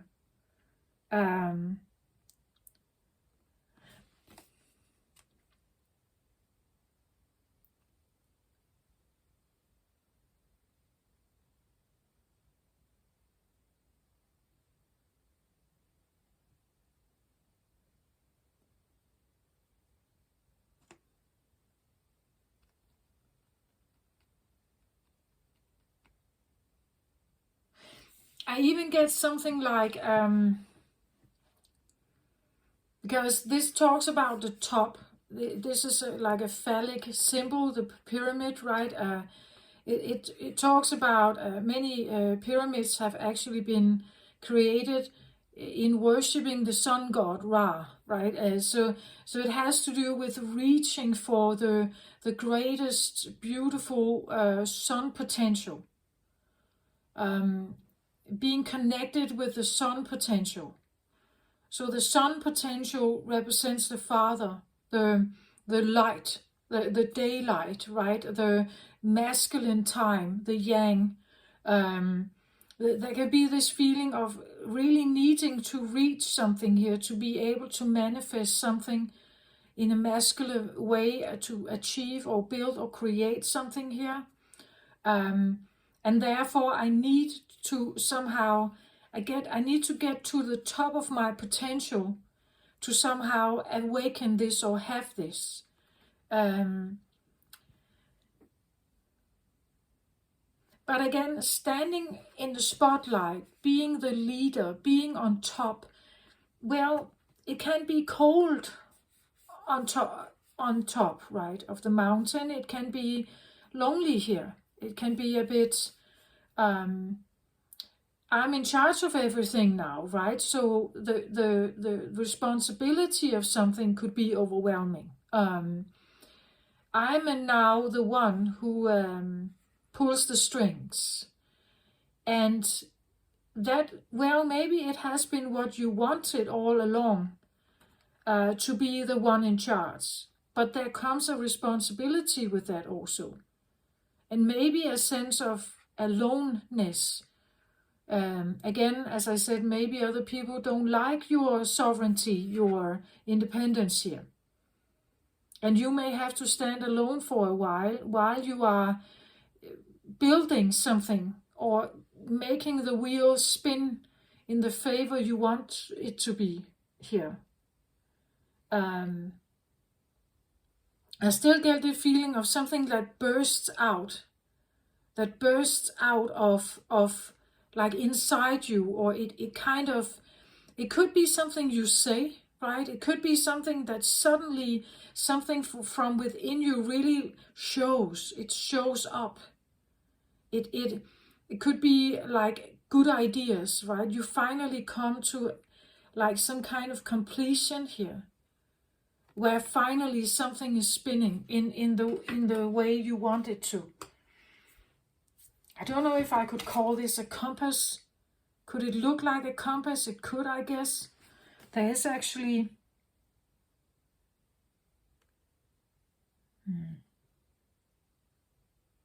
The zodiacs are in here. There's a star in here.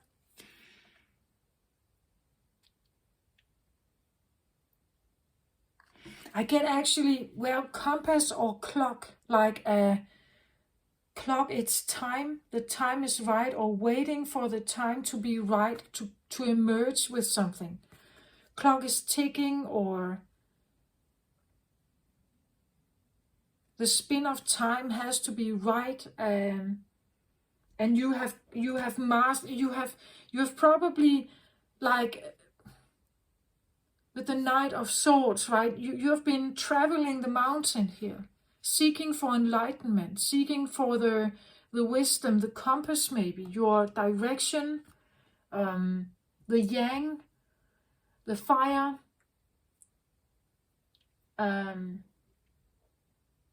It could be something like that. And I get the feeling you're coming closer to maybe a revelation, some kind of insight or revelation here. Again, it comes a little bit like it pops in, like it's drawn in here, or you call it. You stand here on top and you call for it, right? To come to you somehow. Yeah, that's what I feel like. But again, it could be this feeling that when this arrives, if something arrives, you suddenly feel a change in your body or something. When it arrives, it may be the feeling that I'm back to scratch. I'm nude. I'm like the baby. I'm the newborn. I'm naked. I'm back at scratch.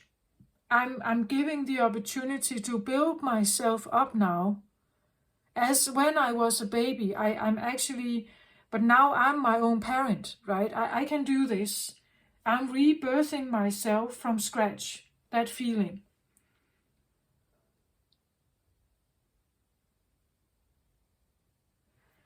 Okay, let's have a look at this. Next card out, Page of Cups. So the Page of Cups is like, you would say, a little effort of love, or you could say it's a childlike, young, immature kind of a child that would come forward with their cup, right? A child that comes and brings their heart to their mother or their father. I love you, Daddy, right? And hoping that someone would embrace that and say, I love you too, sweetheart, right? And give them a warm hug and everything. This is where the child is the youngster, the baby, or the little one is bringing forth something. They have something here in their cup. It can be that you are now given, as I said, the nudity, the baby. You are maybe now putting something in this baby's cup here.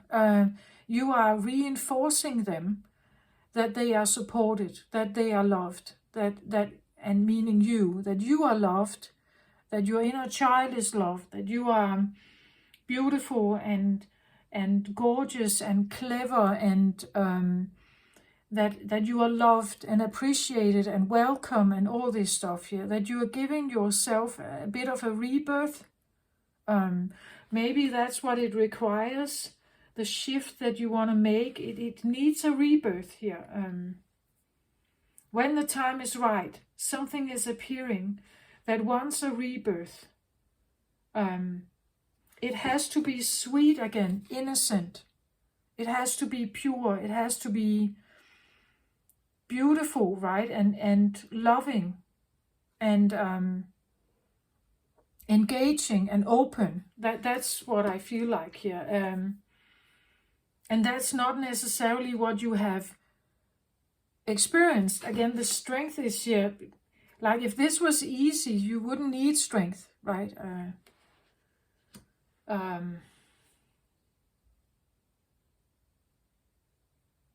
Actually, it comes across a little bit like he's standing here between these two seahorses, and somehow I get the feeling like it could be the feeling you're surrounded by something that is not like you, like you are this human child and you are surrounded by some entities here.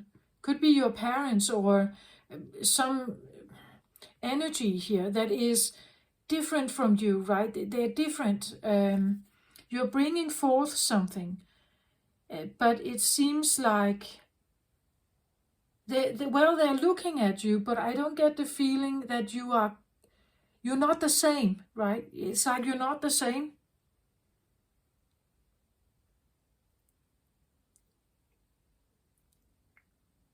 Could be the feeling you are born into a family that is not like you, right? Like it may have made you feel like you were the alien, but maybe they were. Maybe they were, and you were actually the human here. But growing up in this place, it feels a little bit like the ugly duckling, right? That you don't resemble them, you don't look like them, you don't act like them, you don't speak like them, you don't have the same interest, the same values perhaps. You just stand here with your little cup.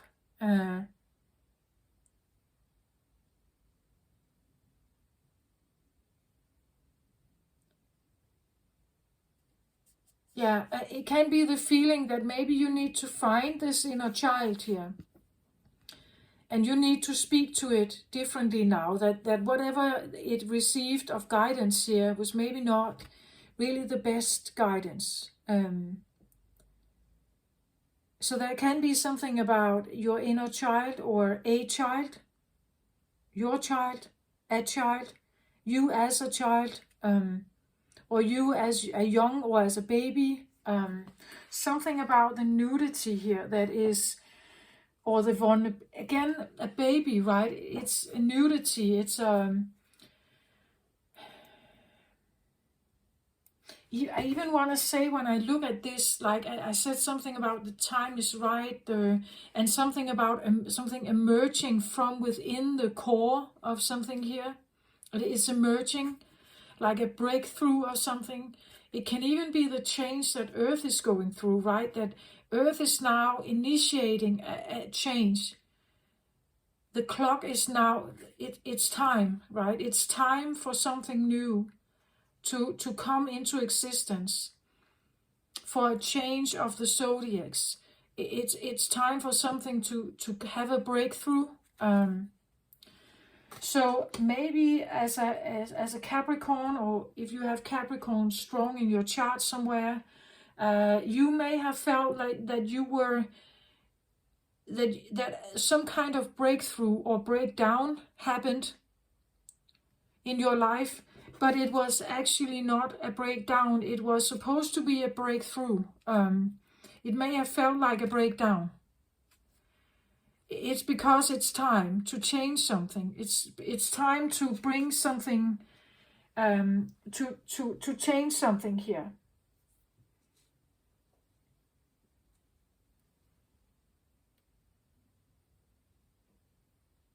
But it could be that this Capricorn energy, the trauma bond I talked about, the toxic ties,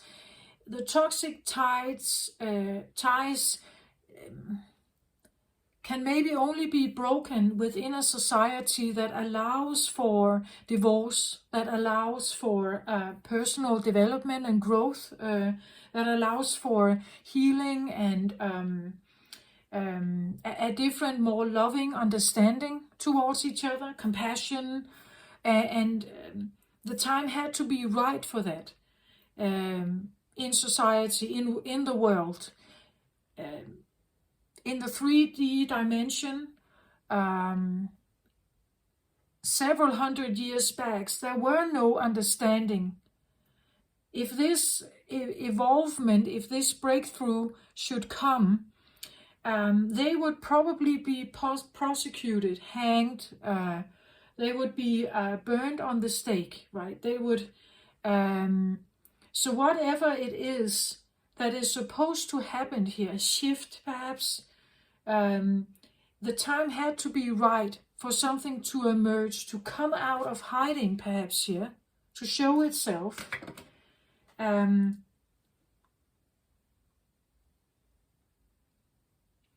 I had this feeling also with Capricorn energy. I was recently given the information about something that is called something like Damocles sword. Damocles sword is the feeling of having a sword hanging over your head constantly. It hangs in the thread of a horse hair. That's the only thing that holds the sword there. And only little disturbance can make this sword fall and decaptivate you, right? If the sword falls, you are now exposed. If the sword ever comes out, you are exposed. If you could say the sword, what does it represents? It seems like it has been tied up there by someone. Yourself maybe, or someone else tied the sword up there. What is the sword representative of? It could be your own voice, your own identity. It could be that if you ever speak your mind, this sword will fall and we cut you out of the family. You will no longer be welcome. You are on your own, right?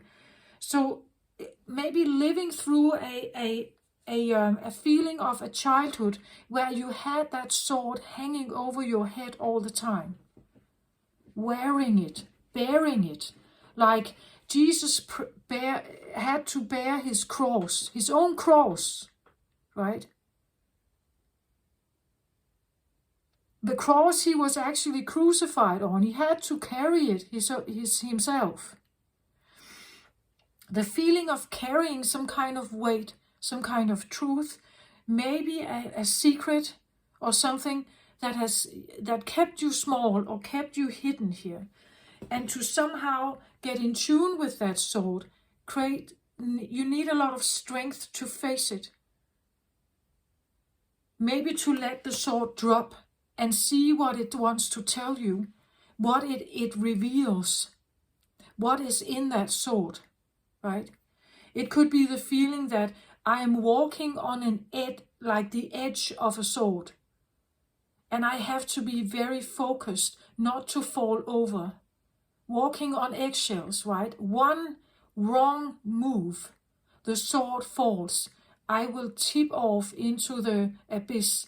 I will be lost. I have to stay very focused, very aligned. I can't tip out of balance. If I do that, the Damascus sword hanging over my head is going to decaptivate me, right? I will not live. I can't survive this. This feeling that maybe you've been waiting for a time where you were, you could say, maybe grown up enough to handle that sword, or the rejection, the cutting out of something, cutting from your family. Maybe you needed to mature.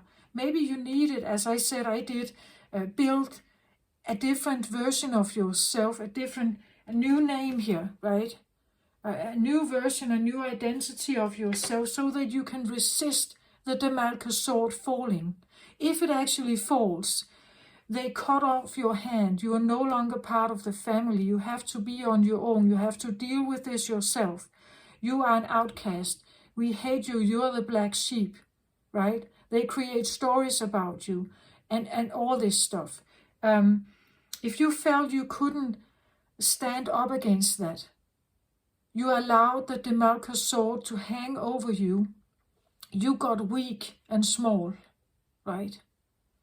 To get bigger and grow and become stronger again, you may need to face the sword again.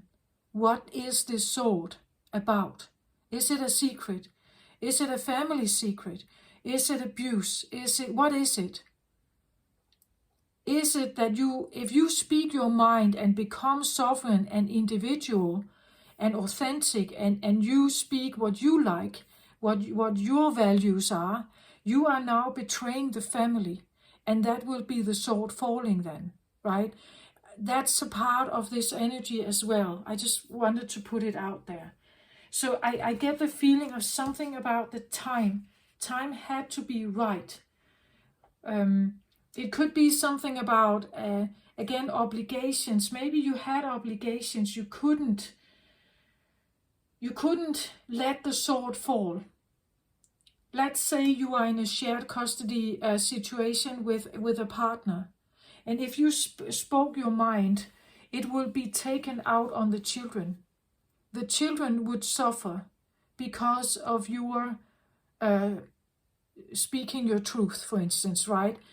This, what you are doing here, the burst out of something, the newness of this, the time that was right, the wheel has been passive now for too long, and now you're making it spin again.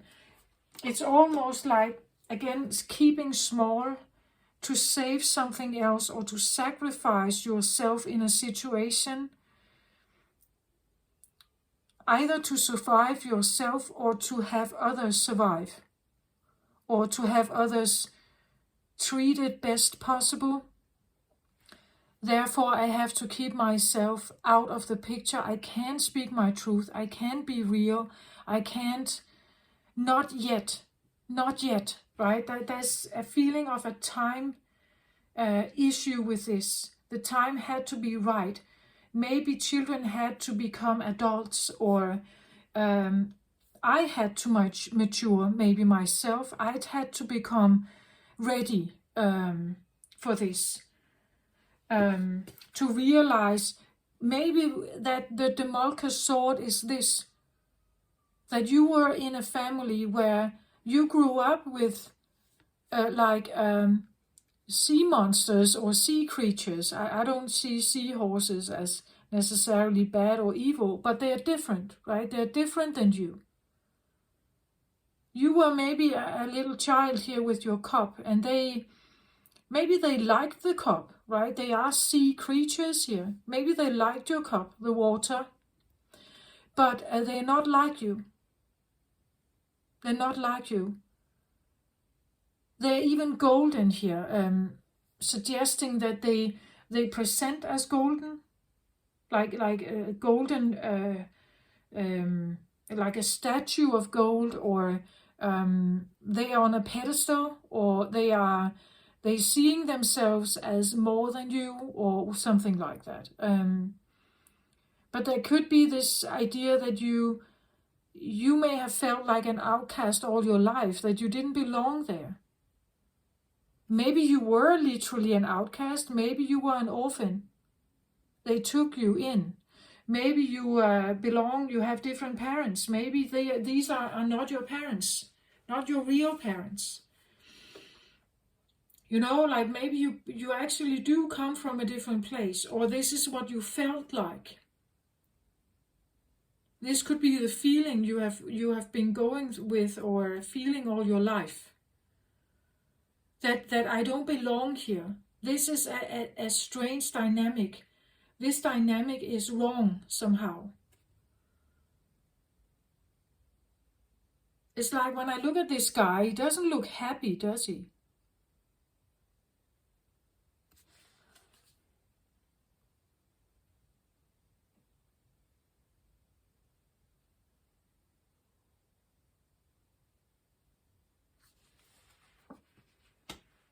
And maybe you need a strength to face him.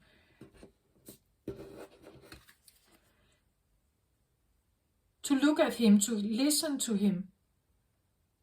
What is it he has experienced here? What was it like to be him, right? What was it like to be, maybe, again, it could be a child that is between two houses, or between, you know, like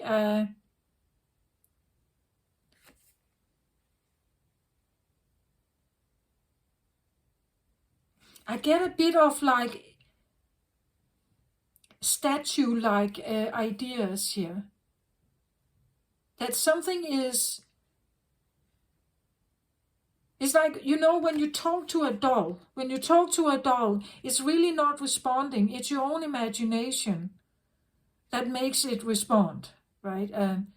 It could be the feeling that as a child you were dealing with parents that were very cold or unavailable somehow, statue-like, and very fixed in their energy, not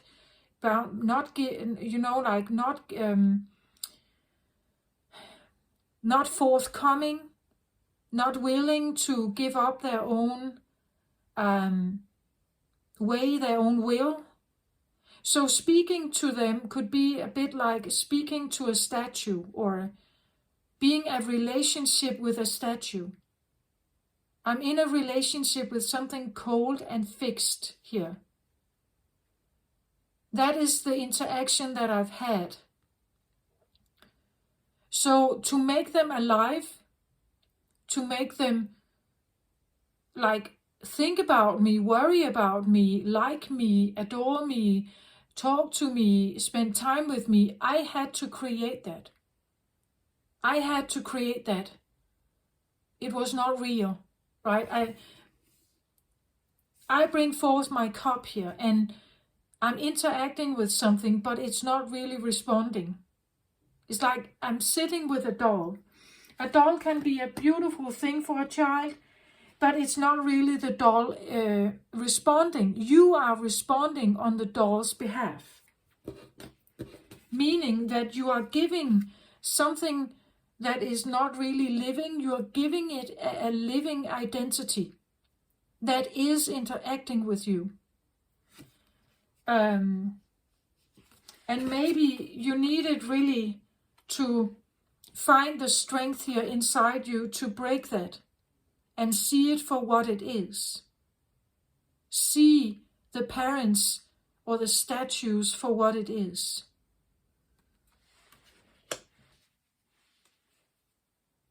Narcissistic mothers and fathers are often called dead, like a dead mother, a dead father, because you're not really interacting with a father or a mother. You are interacting with the mask they present to you, but there's not really something there. This could be what you have been facing, the truth of something. And maybe you needed to be the mother here, like a reparenting situation, to kind of becoming very real what it is you actually was standing in front of. There was no real interaction. There was no real connection here. It wasn't real.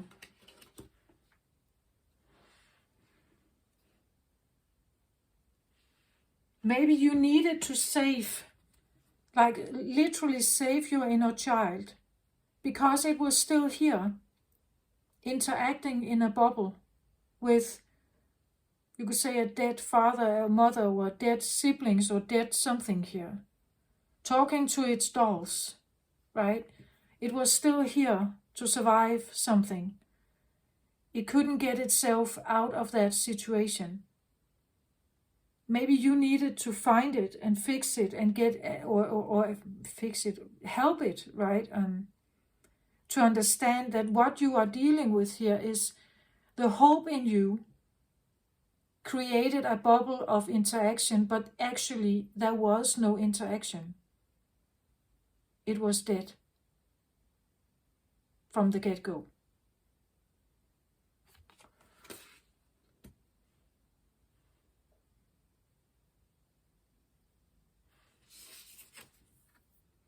King of Cups.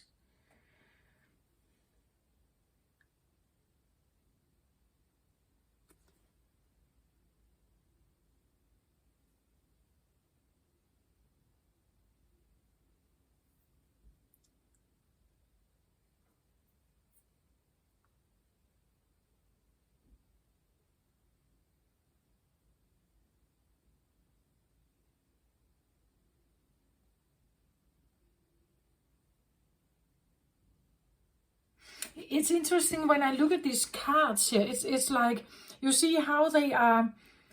We have seahorses here, and we have seahorses on the King of Cups here as well, behind him, right? It's just, when I look at them, here they are looking at him. Both of them are looking at him. Here they are looking away. And therefore, somehow the seahorses, there's something about the seahorses here. Maybe the seahorses is a symbol for you. Maybe there's something about the interaction of the seahorses. How do seahorses live?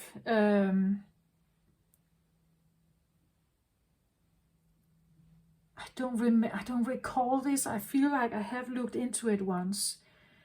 There's something about what they do with their children or with the offspring. What was that? Are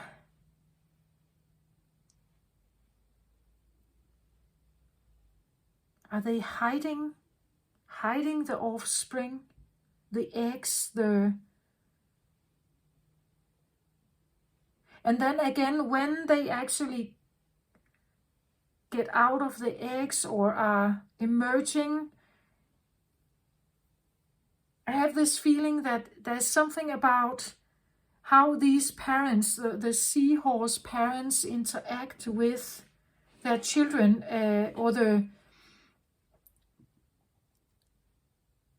first of all, there are many. First of all, typically they have a lot offspring. I don't know if all of them will survive, but they have a lot.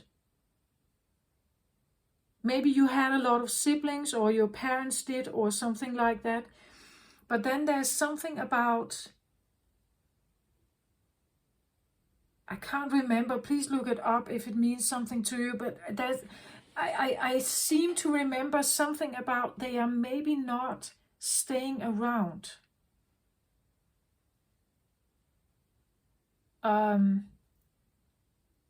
They are, I don't recall, right? But something like when they are I feel like something about hatching the little newborn or new hatched sea horses.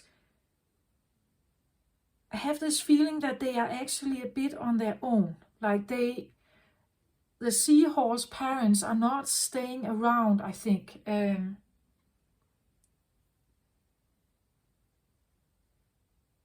There could be this feeling that they are,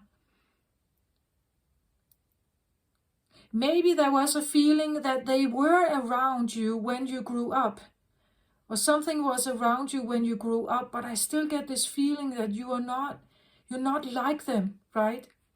You're not like them. Maybe they expected you to be, more self-sufficient earlier than you were prepared to be. Because you're not like them. You're not a seahorse here. You're not a seahorse. You needed more of them, perhaps, right?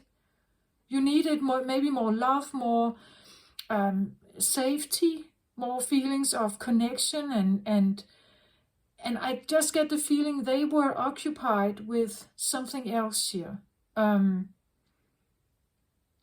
Maybe they expected something else, but they are looking at you here somehow. And over here it seems like they are not.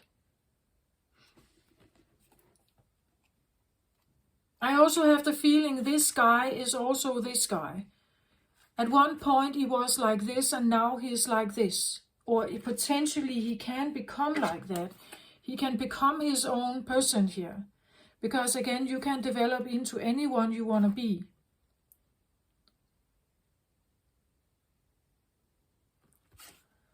The King of Cups here is usually someone, he's not wearing his emotions on his sleeve. He has a mature heart.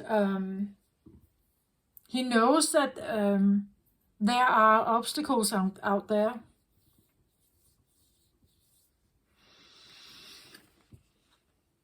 He has a throne and a kingdom, right? So he has a home. He maybe he is protective of his home, right? That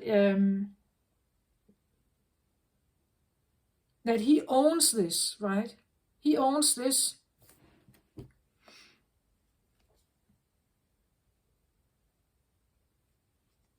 It's like now the seahorses, they are still with him here, but they are actually looking away from him. It seems like he's able to take care of himself here. He's not really like,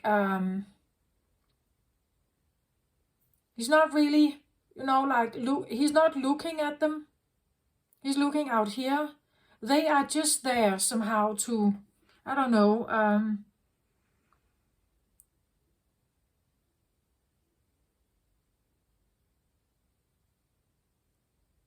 What are these seahorses? Can I get a card on that, please? The Queen of Scrolls. So I get this one. Actually, it comes across a little bit like guides, helpers, spiritual helpers, guides. You see how she has this lit up, again, memories, scrolls is about something written down, Akashic record.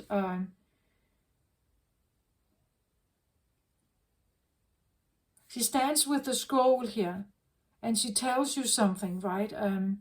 Could be the feeling of a guide around you, an angel.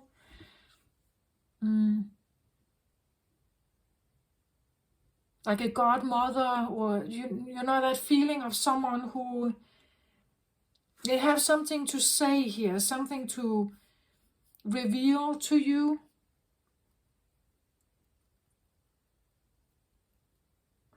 And yeah, it does make sense that they can come across as alien or different, otherworldly, something you are not, that is not like you. It's not like you. It's not human like you. Maybe you have two of them, or you had as a child that were with you. Maybe you spoke with them as like fantasy friends or imaginary friends or something. They spoke you, they told you something here, I feel like.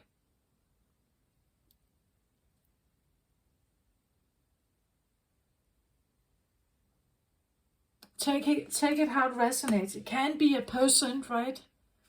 But I feel like it's someone quite in tune. They are quite, lit up here. They have a lit up third eye. They could be spiritual. It could be, like a spiritual grandmother or godmother or guardian angel or something that has been with you. Maybe since you were a child. They have something to say. They know something here. They have a wisdom. Maybe you needed to find your inner child here, to open that wisdom here. But it took strength to do that. Maybe your inner child needed to trust again, to learn to trust again. Trust in something that seemed maybe alien or maybe a bit cold also. Like, I don't know, the information here could be, I get medical. It could come across as medical or scientific maybe. How it was presented could be a bit factual, medical, scientific. And again, should you trust that, right? Is that trustworthy? I get the feeling that it's actually helpful, but it may require strength to believe in it. Again, look, she's looking to the sky here. She's looking upwards. Maybe, again, wanting to trust in something. Maybe it's astrological. We see the planets here behind her. Trusting in something that seemed maybe a bit otherworldly, out of context. But again, she looks very pretty, right? She looks very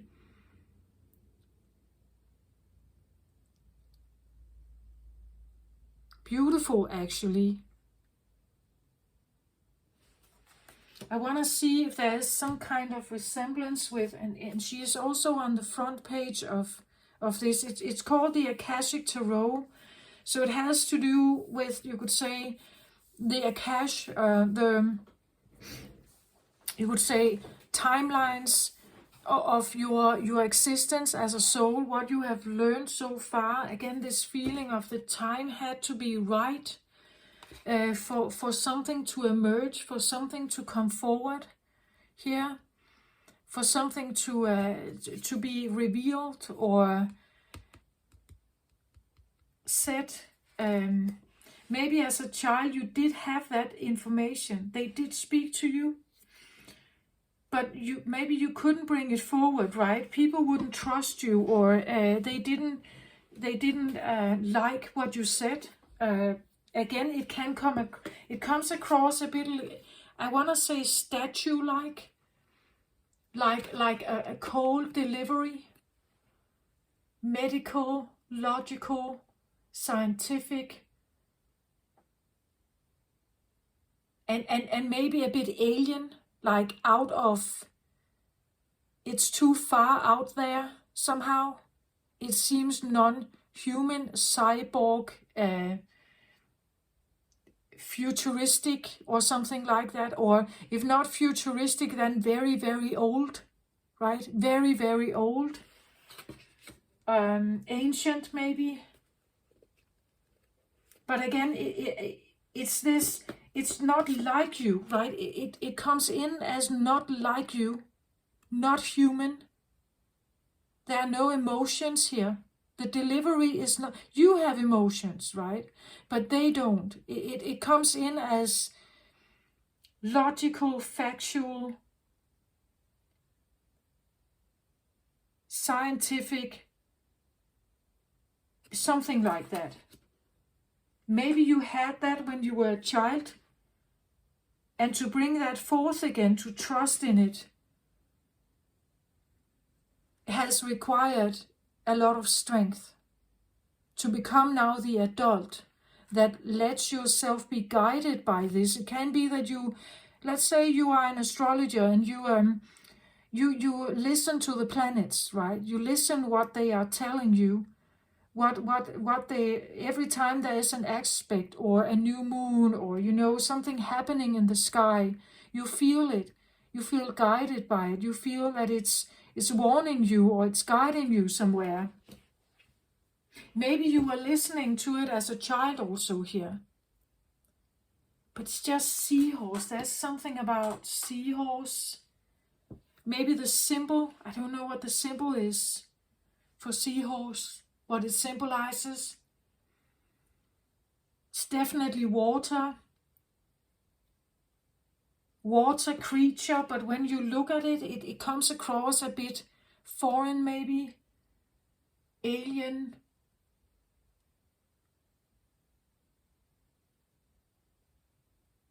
I don't recall if seahorses are actually some of the like really old survivors, DNA survivors. There are some creatures like sharks, for instance, that it's believed that the DNA of the shark hasn't changed over millions of years.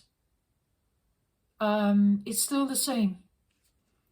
And I'm wondering if the seahorse is something like that. It's quite little, right? It's small, living in the water. Yeah,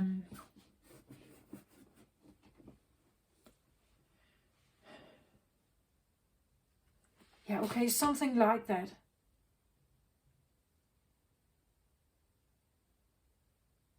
And now here as the King of Cups growing up, it's like they are now turning away. They're looking another way.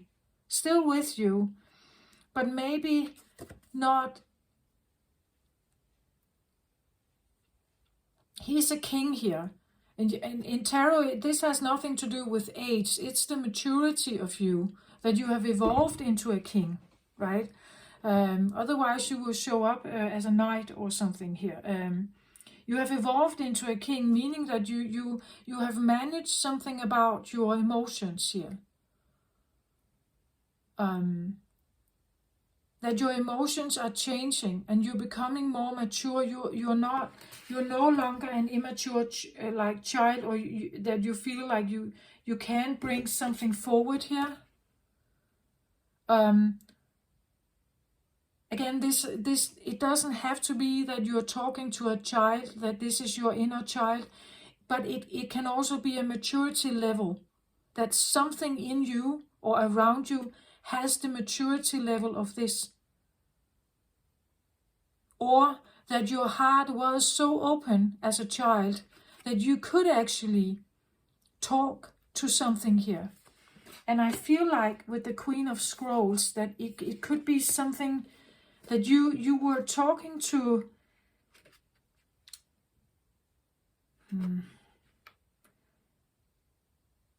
It feels a little bit like a mother,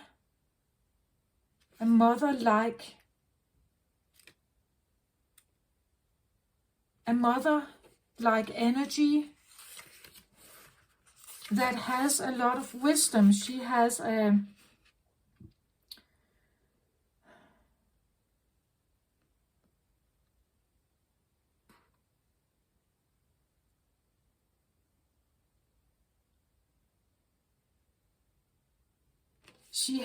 lot of wisdom.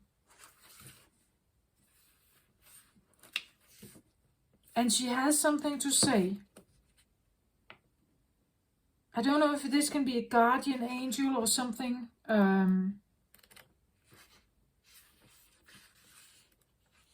But again, she's a Queen of Scrolls, so she is literally like a librarian, I want to say. She can come across a bit like a, even though she looks very beautiful here, I want to say she is literal, like she's speaking something that is factual or something here. A beautiful woman holds a scroll as she stands in front of a sunlit archway. Around her swirls the energy of wisdom, knowledge, and Akashic truth. When this card appears upright, she brings important information and inspiration to you. The Queen of Scrolls is a woman of higher mind, whom you may already know and have yet to meet. Her purpose is to help you move through the entryway to a new level of wisdom and understanding. She could be a teacher to you in some way, or offer a friendship that could develop into a deeper love. This woman could be helpful to you in some project requiring communication. She may be an author, a marketer, or a publisher. If you are a writer, she may be someone who assists you in getting published. The Queen of Scrolls could also represent you or a woman in your life getting a position in a field relating to communication or academics, such as counseling, teaching, marketing, or publishing. The card indicates a phase of deepening understanding and readiness to learn. It's a perfect time for personal growth and expansive learning, whether it's mind, body, or spirit-centered. Open the mysteries that are hidden in the Akashic Scrolls and step through the door of knowledge.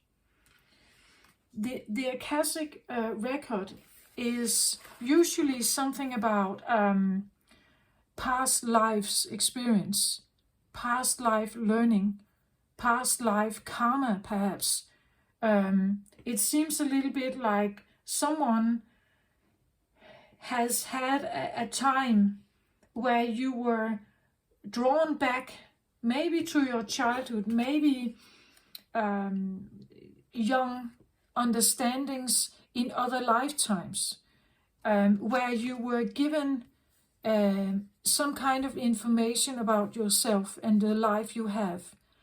As a teacher here, coming in as a teacher or helper, somehow to make you see something, maybe see something that has to do with the young version of you or the younger version of you in different lifetimes.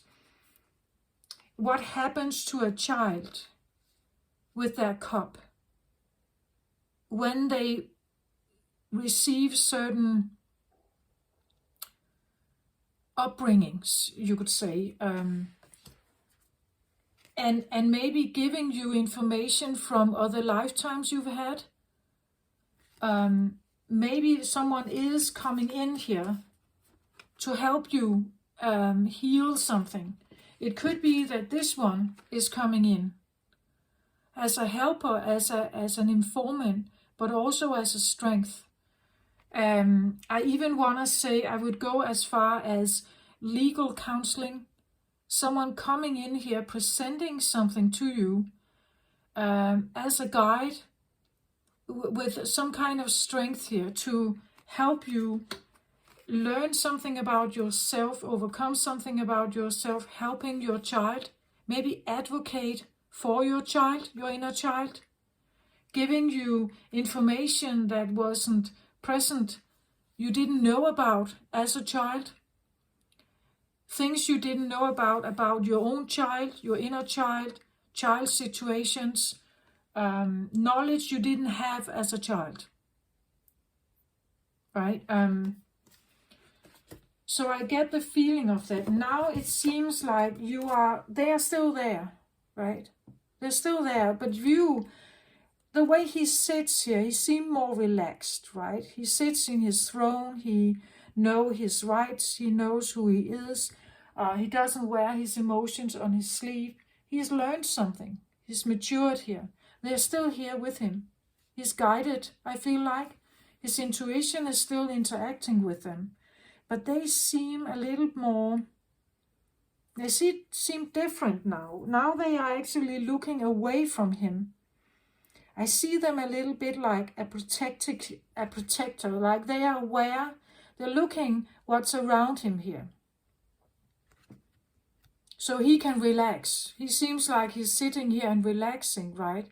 They seems a little bit like protectors, like they are scanning the environment here for you or for him. He's also in the water here now. He's not sitting here in some kind of castle or something. He's actually out in the water, in the real environment. The King of Cups belongs with the water. That's his real environment. So there could be something about your emotions maturing, or you have been going through an emotional maturing here, Capricorn, that was needed to mature and to achieve some kind of strength here. I want to say they could be very powerful, these seahorses here, like they have brought forth some kind of information here. Help, understanding. Again, maybe they've revealed the sword, the Dumulka sword hanging over your head, right? Maybe they brought some kind of wisdom. I still get them though as bronze or gold-like. Here they come across more like silver, right? But something fixed. It's immovable. It doesn't change opinion. It's like it represents some kind of factual knowledge, or again scientific, logical, something like that. Or it brings, it comes forth with the law, right? The law is something that is difficult to argue with.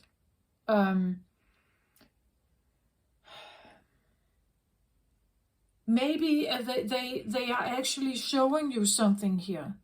Some kind of voting or judgment or something. They are bringing something to your awareness here.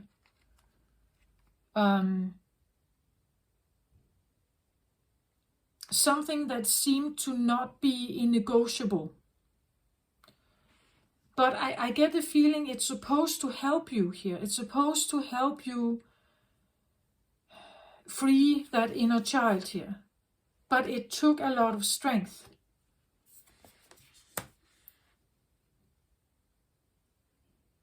It took a lot of strength to free it, or to become a free thinker again, something like that.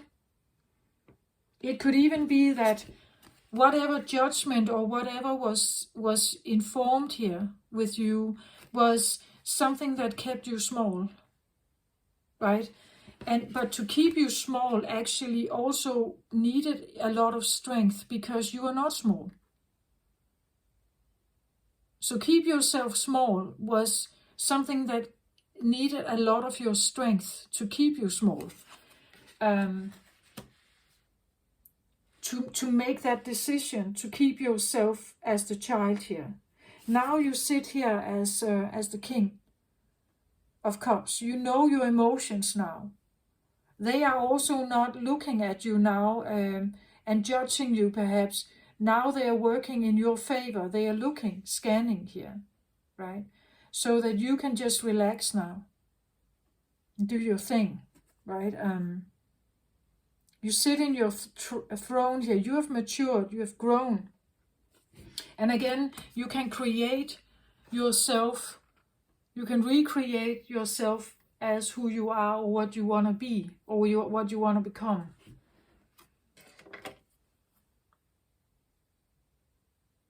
I get the feeling like it's like helpers here or guides, angels around you that have given you some kind of information. But now I get the feeling you have matured. It could be that you are now controlling them, they are not controlling you. Or the wisdom here, the knowledge, is no longer controlling you, if it did in the past here. It's no longer controlling you, judging you or something. It's actually, now it's working for you, right? So it's like you may have reversed some kind of dynamic here, but it required a lot of strength and trust. You had to trust in the guide here. You had to trust in her. And what she brought forward, what kind of truth she brought forward here. Again, she comes across a little bit like maybe a star being, or again a DNA memory of something, that you are more than this. This is not what you're supposed to be. You are more than this. You can evolve into much more. I have to remind you of what you were in other lifetimes here. You were something very different in other lifetimes. You are maybe a great astrologer here. Someone with prestige. People looked up to you. They appreciated you. You were in a lot of you were in a state of power once, perhaps, right? Something like that.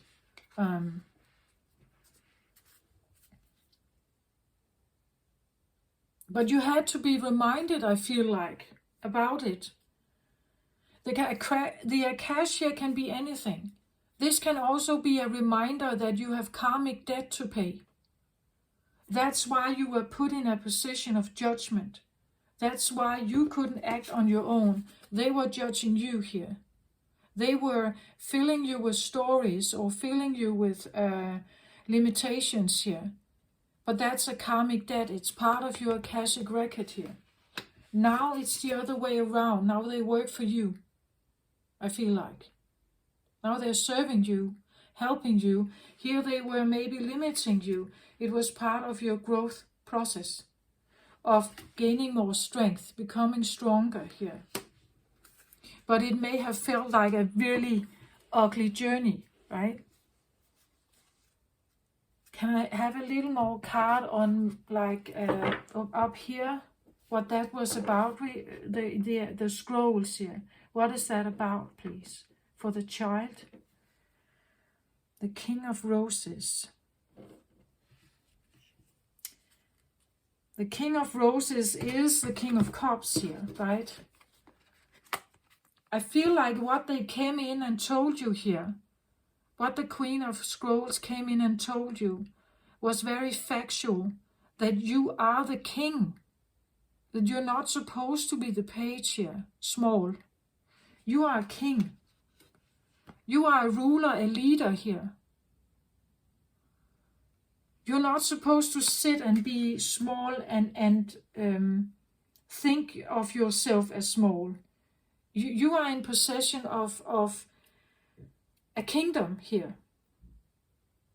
You can be the ruler of your own kingdom. The King of Roses here can be, he can be romantic and creative. He could be a novel writer, a romantic novel writer, right? But he's in charge himself. Nobody is telling him what to do here. He is in charge, right? I feel like whatever came in here, the information you had to get is that even if it came in a very, I want to say, emotionless state, it was given to you as a factual thing, that like you are more than this. You can be more than this. In earlier lifetimes, you were more than this. You were in charge. You were in charge of your own emotions. You are in charge of your cup. You decide whom you give your cup to or what you give your cup to. You are in charge of that, not someone else. You are not a page. You're more than this, right? But it required strength and trust to believe in it and become this King of Cups here, who is in charge. And again, he is a king, right? He has knights defending him. He has a kingdom. He has a gate, protective gate around his castle, right? He has knights that are out and defending him. He can be quite safe here. That's also what I feel like. I feel like he sits in a more like relaxed position here. The seahorses here are now acting as, you could say, defense mechanism, or they pick up on irregularities. They pick on attacks here, spiritual attacks maybe, right? But they're not warning and educating you anymore. They are sitting as helpers here. They have always been helpers, but here they had to educate you. Now they are just helping you here.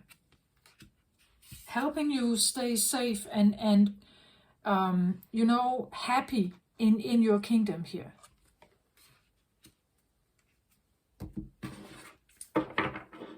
The Strength card, can I have a card on the Strength, please?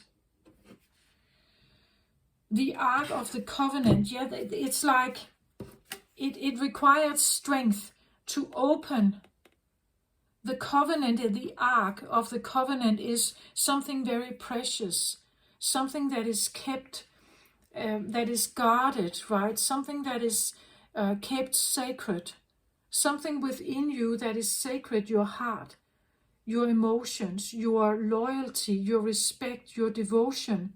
Something people shouldn't just like treat you as a child, right? Or treat you as they can just push you around. What you have is sacred. What you have is beautiful. It's supposed to be an ark, right? It's supposed to be your ark. Yours to rule, yours to open if you want to, but not something that is for everyone to open. And maybe you actually needed to close it, right? You needed to put the lid on again. Not everyone should have access to this. You should be in charge of who has access to your heart or not. And maybe it required a lot of strength to somehow make this a priority in your life, to take that power back, to claim that you are sovereign here, that you are in charge of this, of your ark, that this is precious and sacred space here, your sacred self. Building that, keeping it safe, keeping it precious, putting your loyalty into this now, putting your compassion, your understanding into this now, building it and keeping it safe, right? That's what I feel like. But it may have required a lot of strength for you actually to take your leadership back in your life, becoming your own king here, right?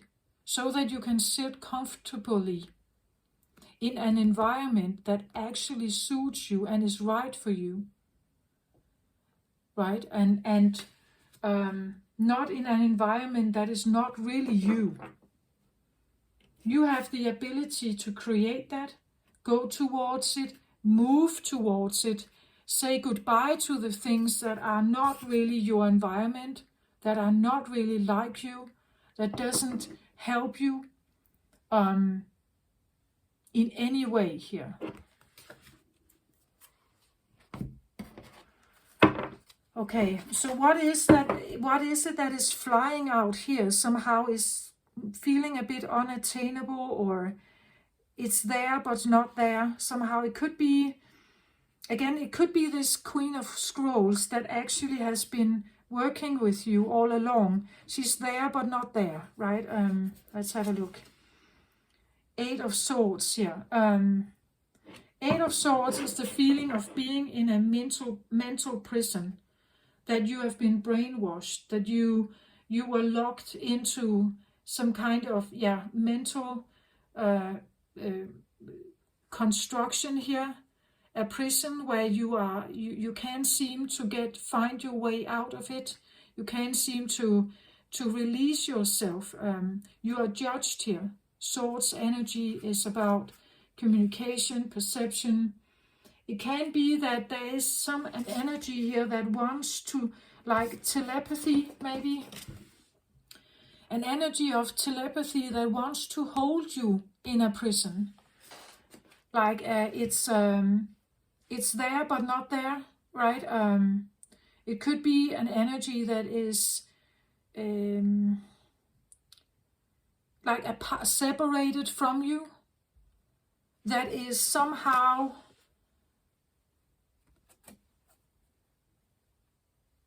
that is not free. I want to say, like an energy that is not free. Either it's wanting you to be imprisoned, judged, punished for something, and therefore keeping you locked into a position here.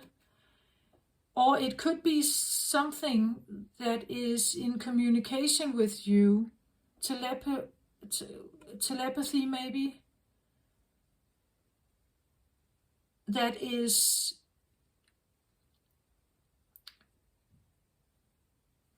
it comes across a little bit like it's in this realm but it's not. It's in this realm but it's not in this realm.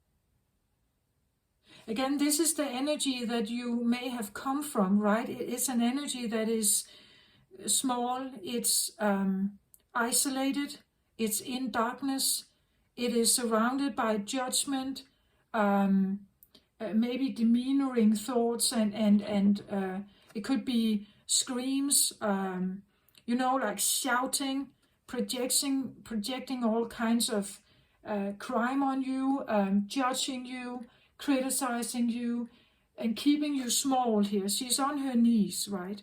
Blindfolded. She's bound here. She can't get out of this on her own. This is maybe what you felt like once. And somehow it seems like it's in this realm, but it's not. Maybe it's because it's actually leaving. It's leaving the realm.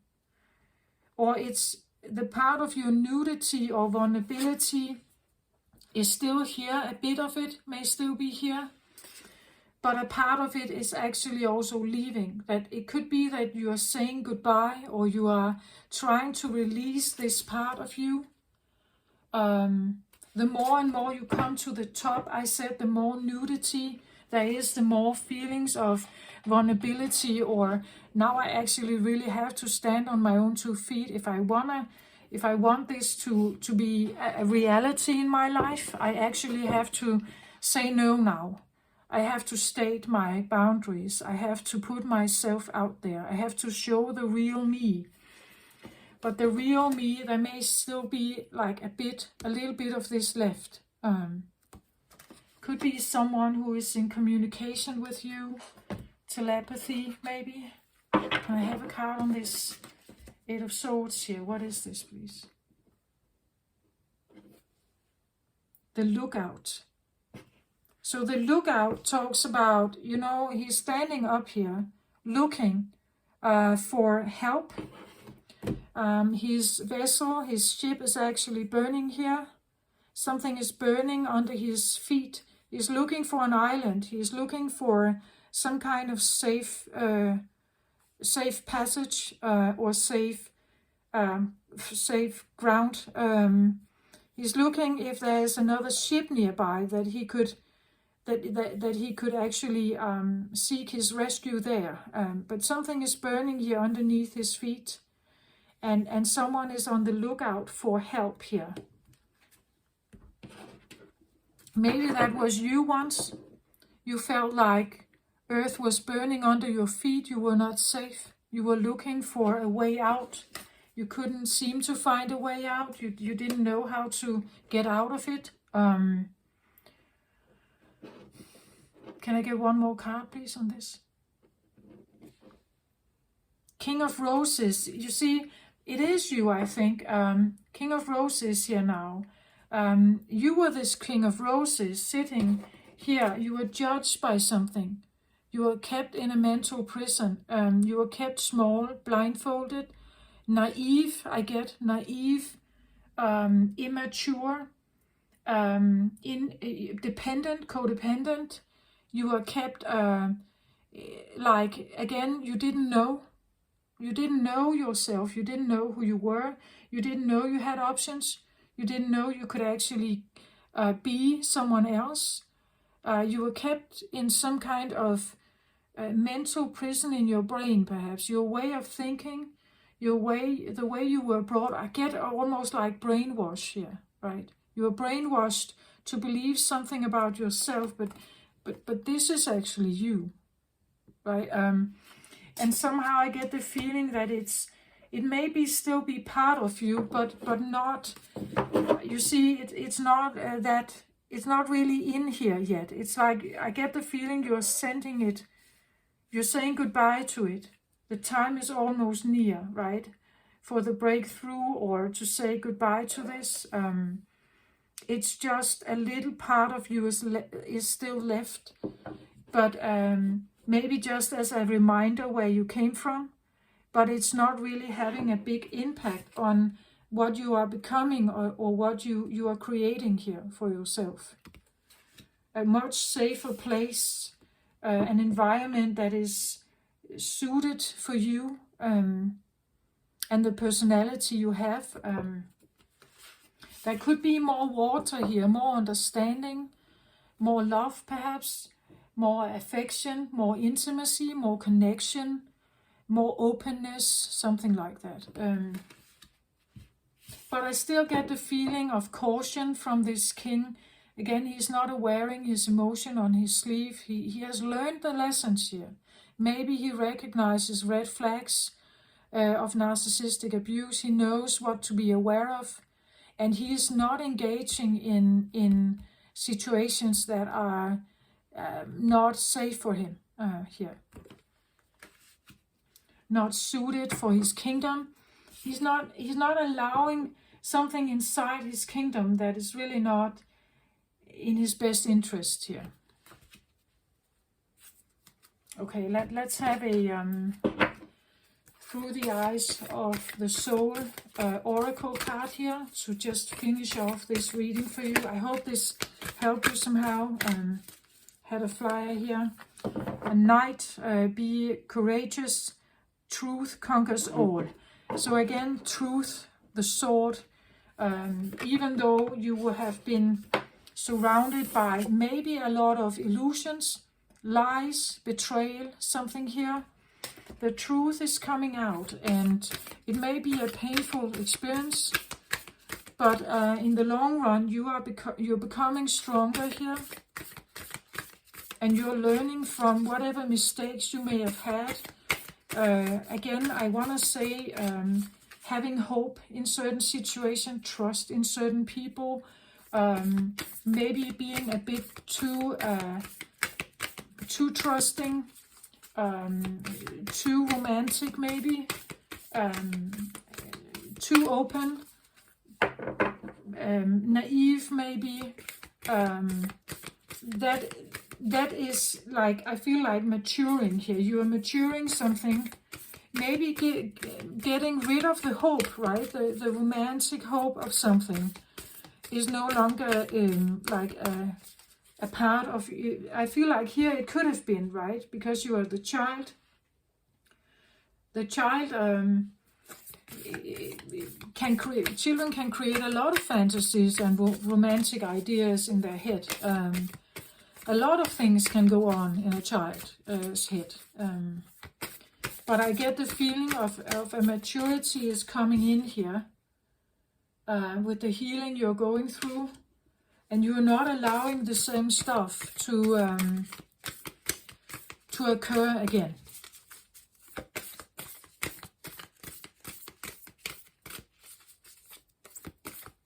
Something is breaking through, or it is coming out. Something is seen now, felt, experienced by others, that they can no longer just, you know, keep you in some kind of spin. You are healing something here, or that's at least maybe a life lesson that you're going through, something like that, or you have been.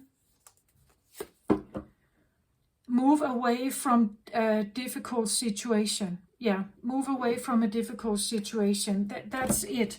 There's something about moving yourself away from people, situations that are difficult, too difficult perhaps, too big, too overwhelming, too uncertain,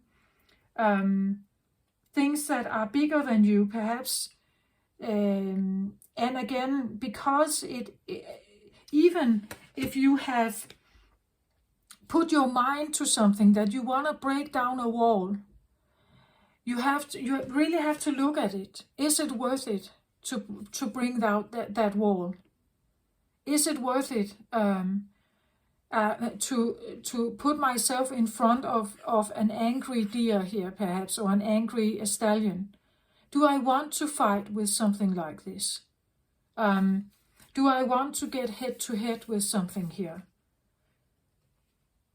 What if I get injured in the middle of the winter here? How am I supposed to, what if my effort is not enough?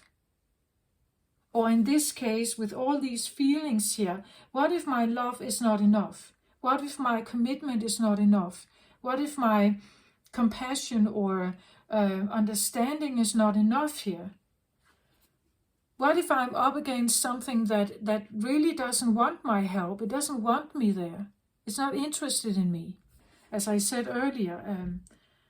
Again, we have two different species here. This is a human body. This is an animal, right? So what if I need to move myself away from a situation where I'm not speaking like to someone who has the same worldview like me? They see the world differently than I do. Maybe I just need to remove myself from situations where we are not seeing eye to eye here. We don't experience the world in the same way. I may have a different worldview than you, priorities, thoughts, beliefs.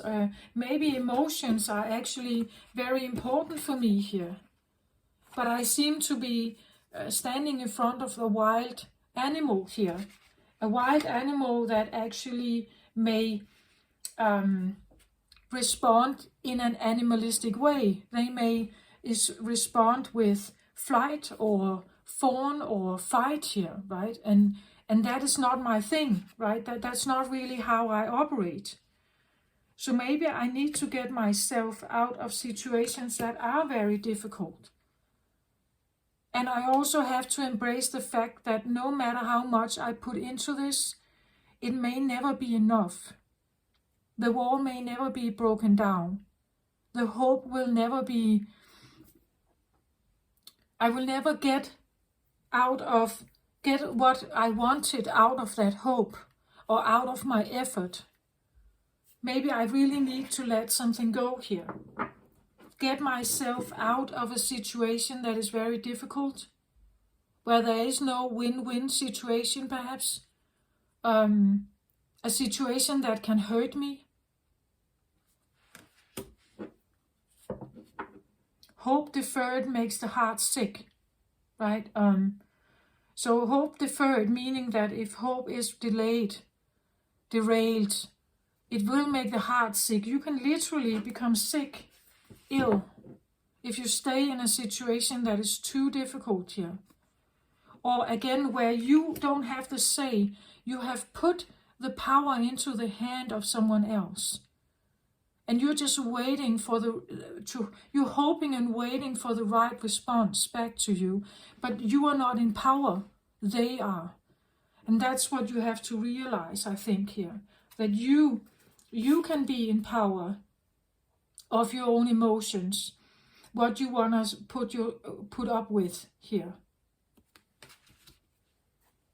Maybe you have been dealing with someone with a lot of air in their chart here.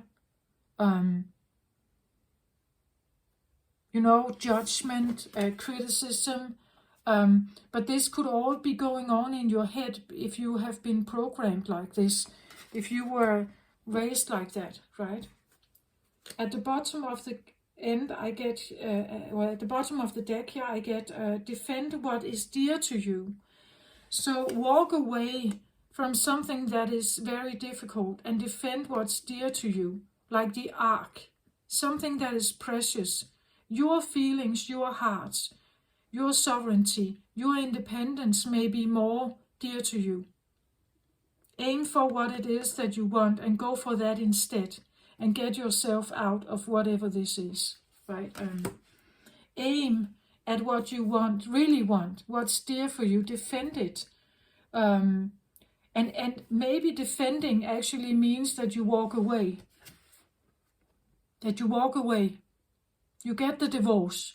You get out of the relationship. You get yourself a new job. Something with calmer waters, right? Something, a better place here, somehow.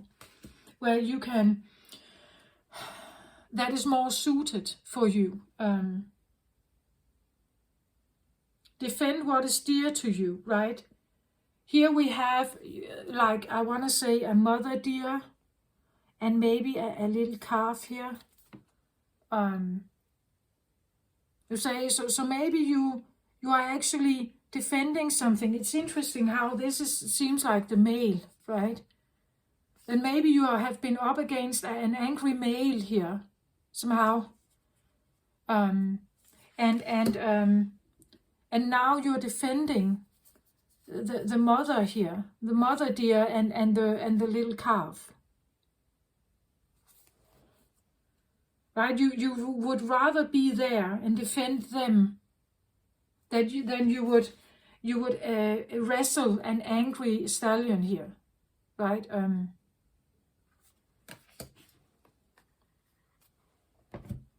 So here we could talk about you'd rather defend the mother, right, or the feminine aspect, the yin aspect. You would rather be comforting and healing and helping here. Someone who is not fighting, they're not against you, right? Maybe they're actually quite appreciative of a helping hand. They're open. They're receptive to your helping hand, as opposed to this one who may be fighting you here, right? So take that how it resonates. I hope this helps somehow, but I hope that you get the point of what I'm saying with this. There are some aspects of the Capricorn energy that really needs to go.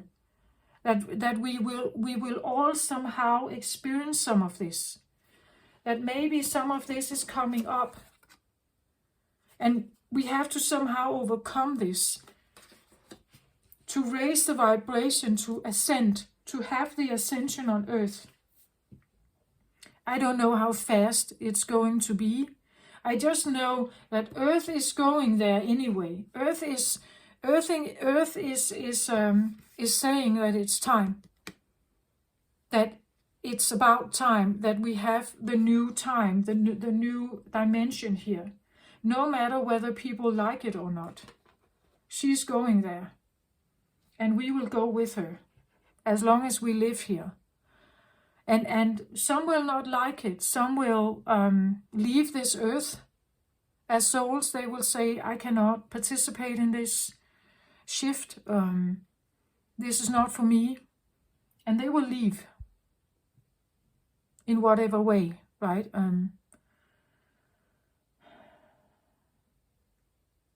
But whom I'm talking to, I definitely feel like there's a growth potential here. But you have to move away from situations that are really not serving you, right? Where you are fighting against something. You're fighting against something. You may stand there as a peacemaker, but they want to fight you, right? It's difficult. It's a conflict. It's uphill. It's overwhelming, maybe. So instead of fighting something here, confronting something, maybe you should rather defend or be again, there can be this is the underlying energy, so this is a driver, right? A driver within you that actually wants to defend something that may be seeming a bit more weak here. Defending the weak is actually your driver. And you know what that's like, right? You know what it means to be the one on your knees here. That's the driver. But still be aware of the situations you put yourself in. Is it worth it? How is it impacting you? Do you really want to put up with this? And if you want to, you may need really to be a king here, right? You need to make sure you are safe, that you have a safe kingdom, that you have helpers here, that you have a safe gate, that your home is safe, your children or whatever is safe, right? You have to be aware that the environment you have is very nurturing and caring. The people you have here, they may come to your rescue and help you. So if you are on the lookout here and you are defending something, they will show up here for you, right? Because they like you. They want to help you, so they will show up, right? But if you are still operating like this, like the unhealed child here, I want to say, don't get yourself involved into troublesome situations because you're not equipped yet. You're too young, you're too immature, maybe too sensitive, and too easily overwhelmed by other people's judgment or criticism or whatever this is, right? Don't let them get the best of you here. Grow your maturity, and then you reveal who you are. If you have been in some very, really dominating situations,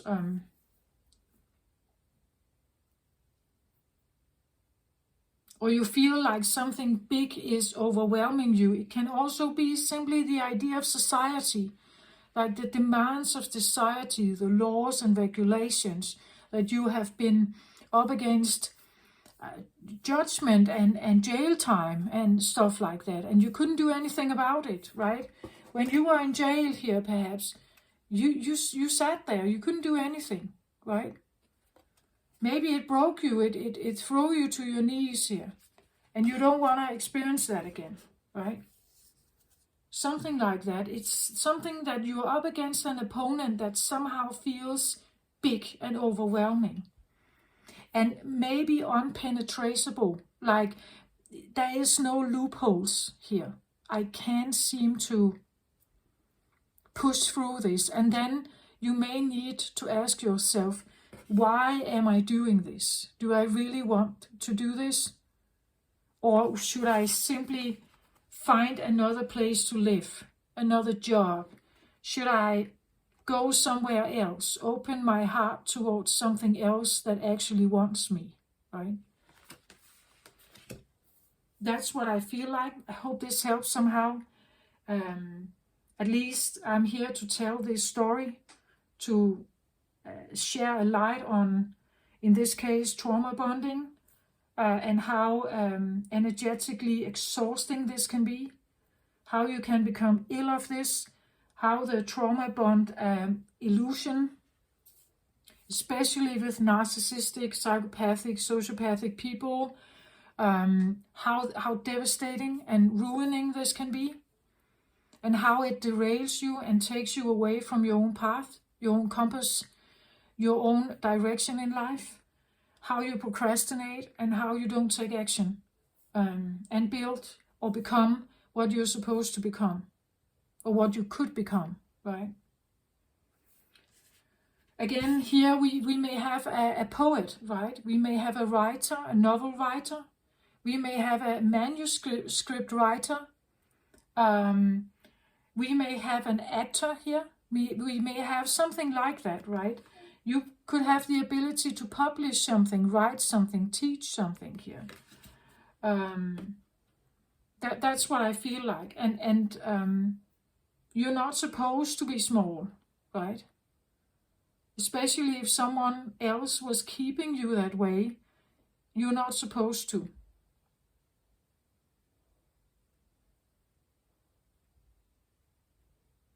But again, you have the memory of being trapped perhaps in darkness, right? That memory, DNA memory, may have been following you all your life, that feeling here. I get the feeling it's kind of like it's on its way out, which is a good thing, of course, but just, and it will leave more and more, the more and more you embrace who you actually are. And that you are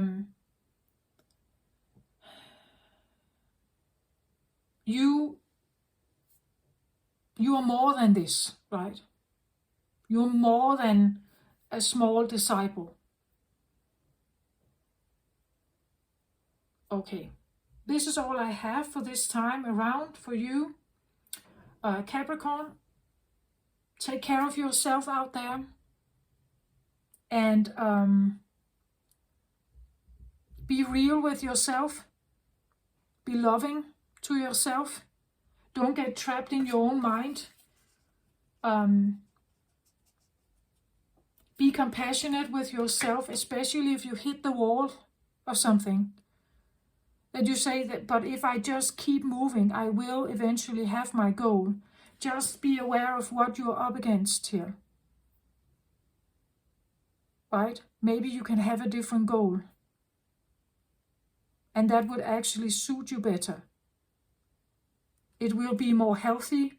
You will be more safe. Again, remember, because these are two very different energies. Here you're fighting. Here you're not fighting. You're helping. Maybe defending, but you're definitely helping here. Here you're fighting. These are two different energies. What is it that you want? Do you want the fight?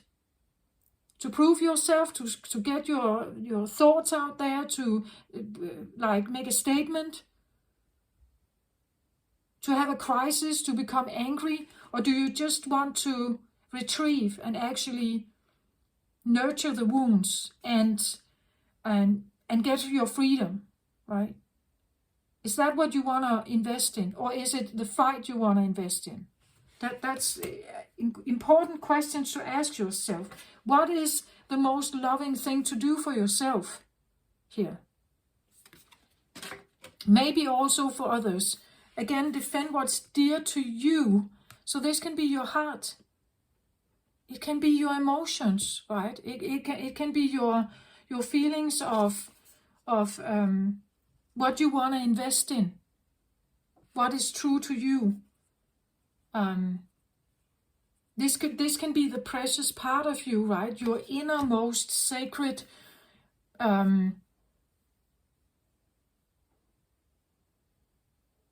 space and convictions and worldviews, right? Human values. If that's dear to you, you should rather stick to that instead of going up against someone, maybe trying to persuade them to think differently or be differently, because they will not be. as I said in the beginning. If they never did before, they will not do it now. You should rather concentrate on what's actually right for you, right?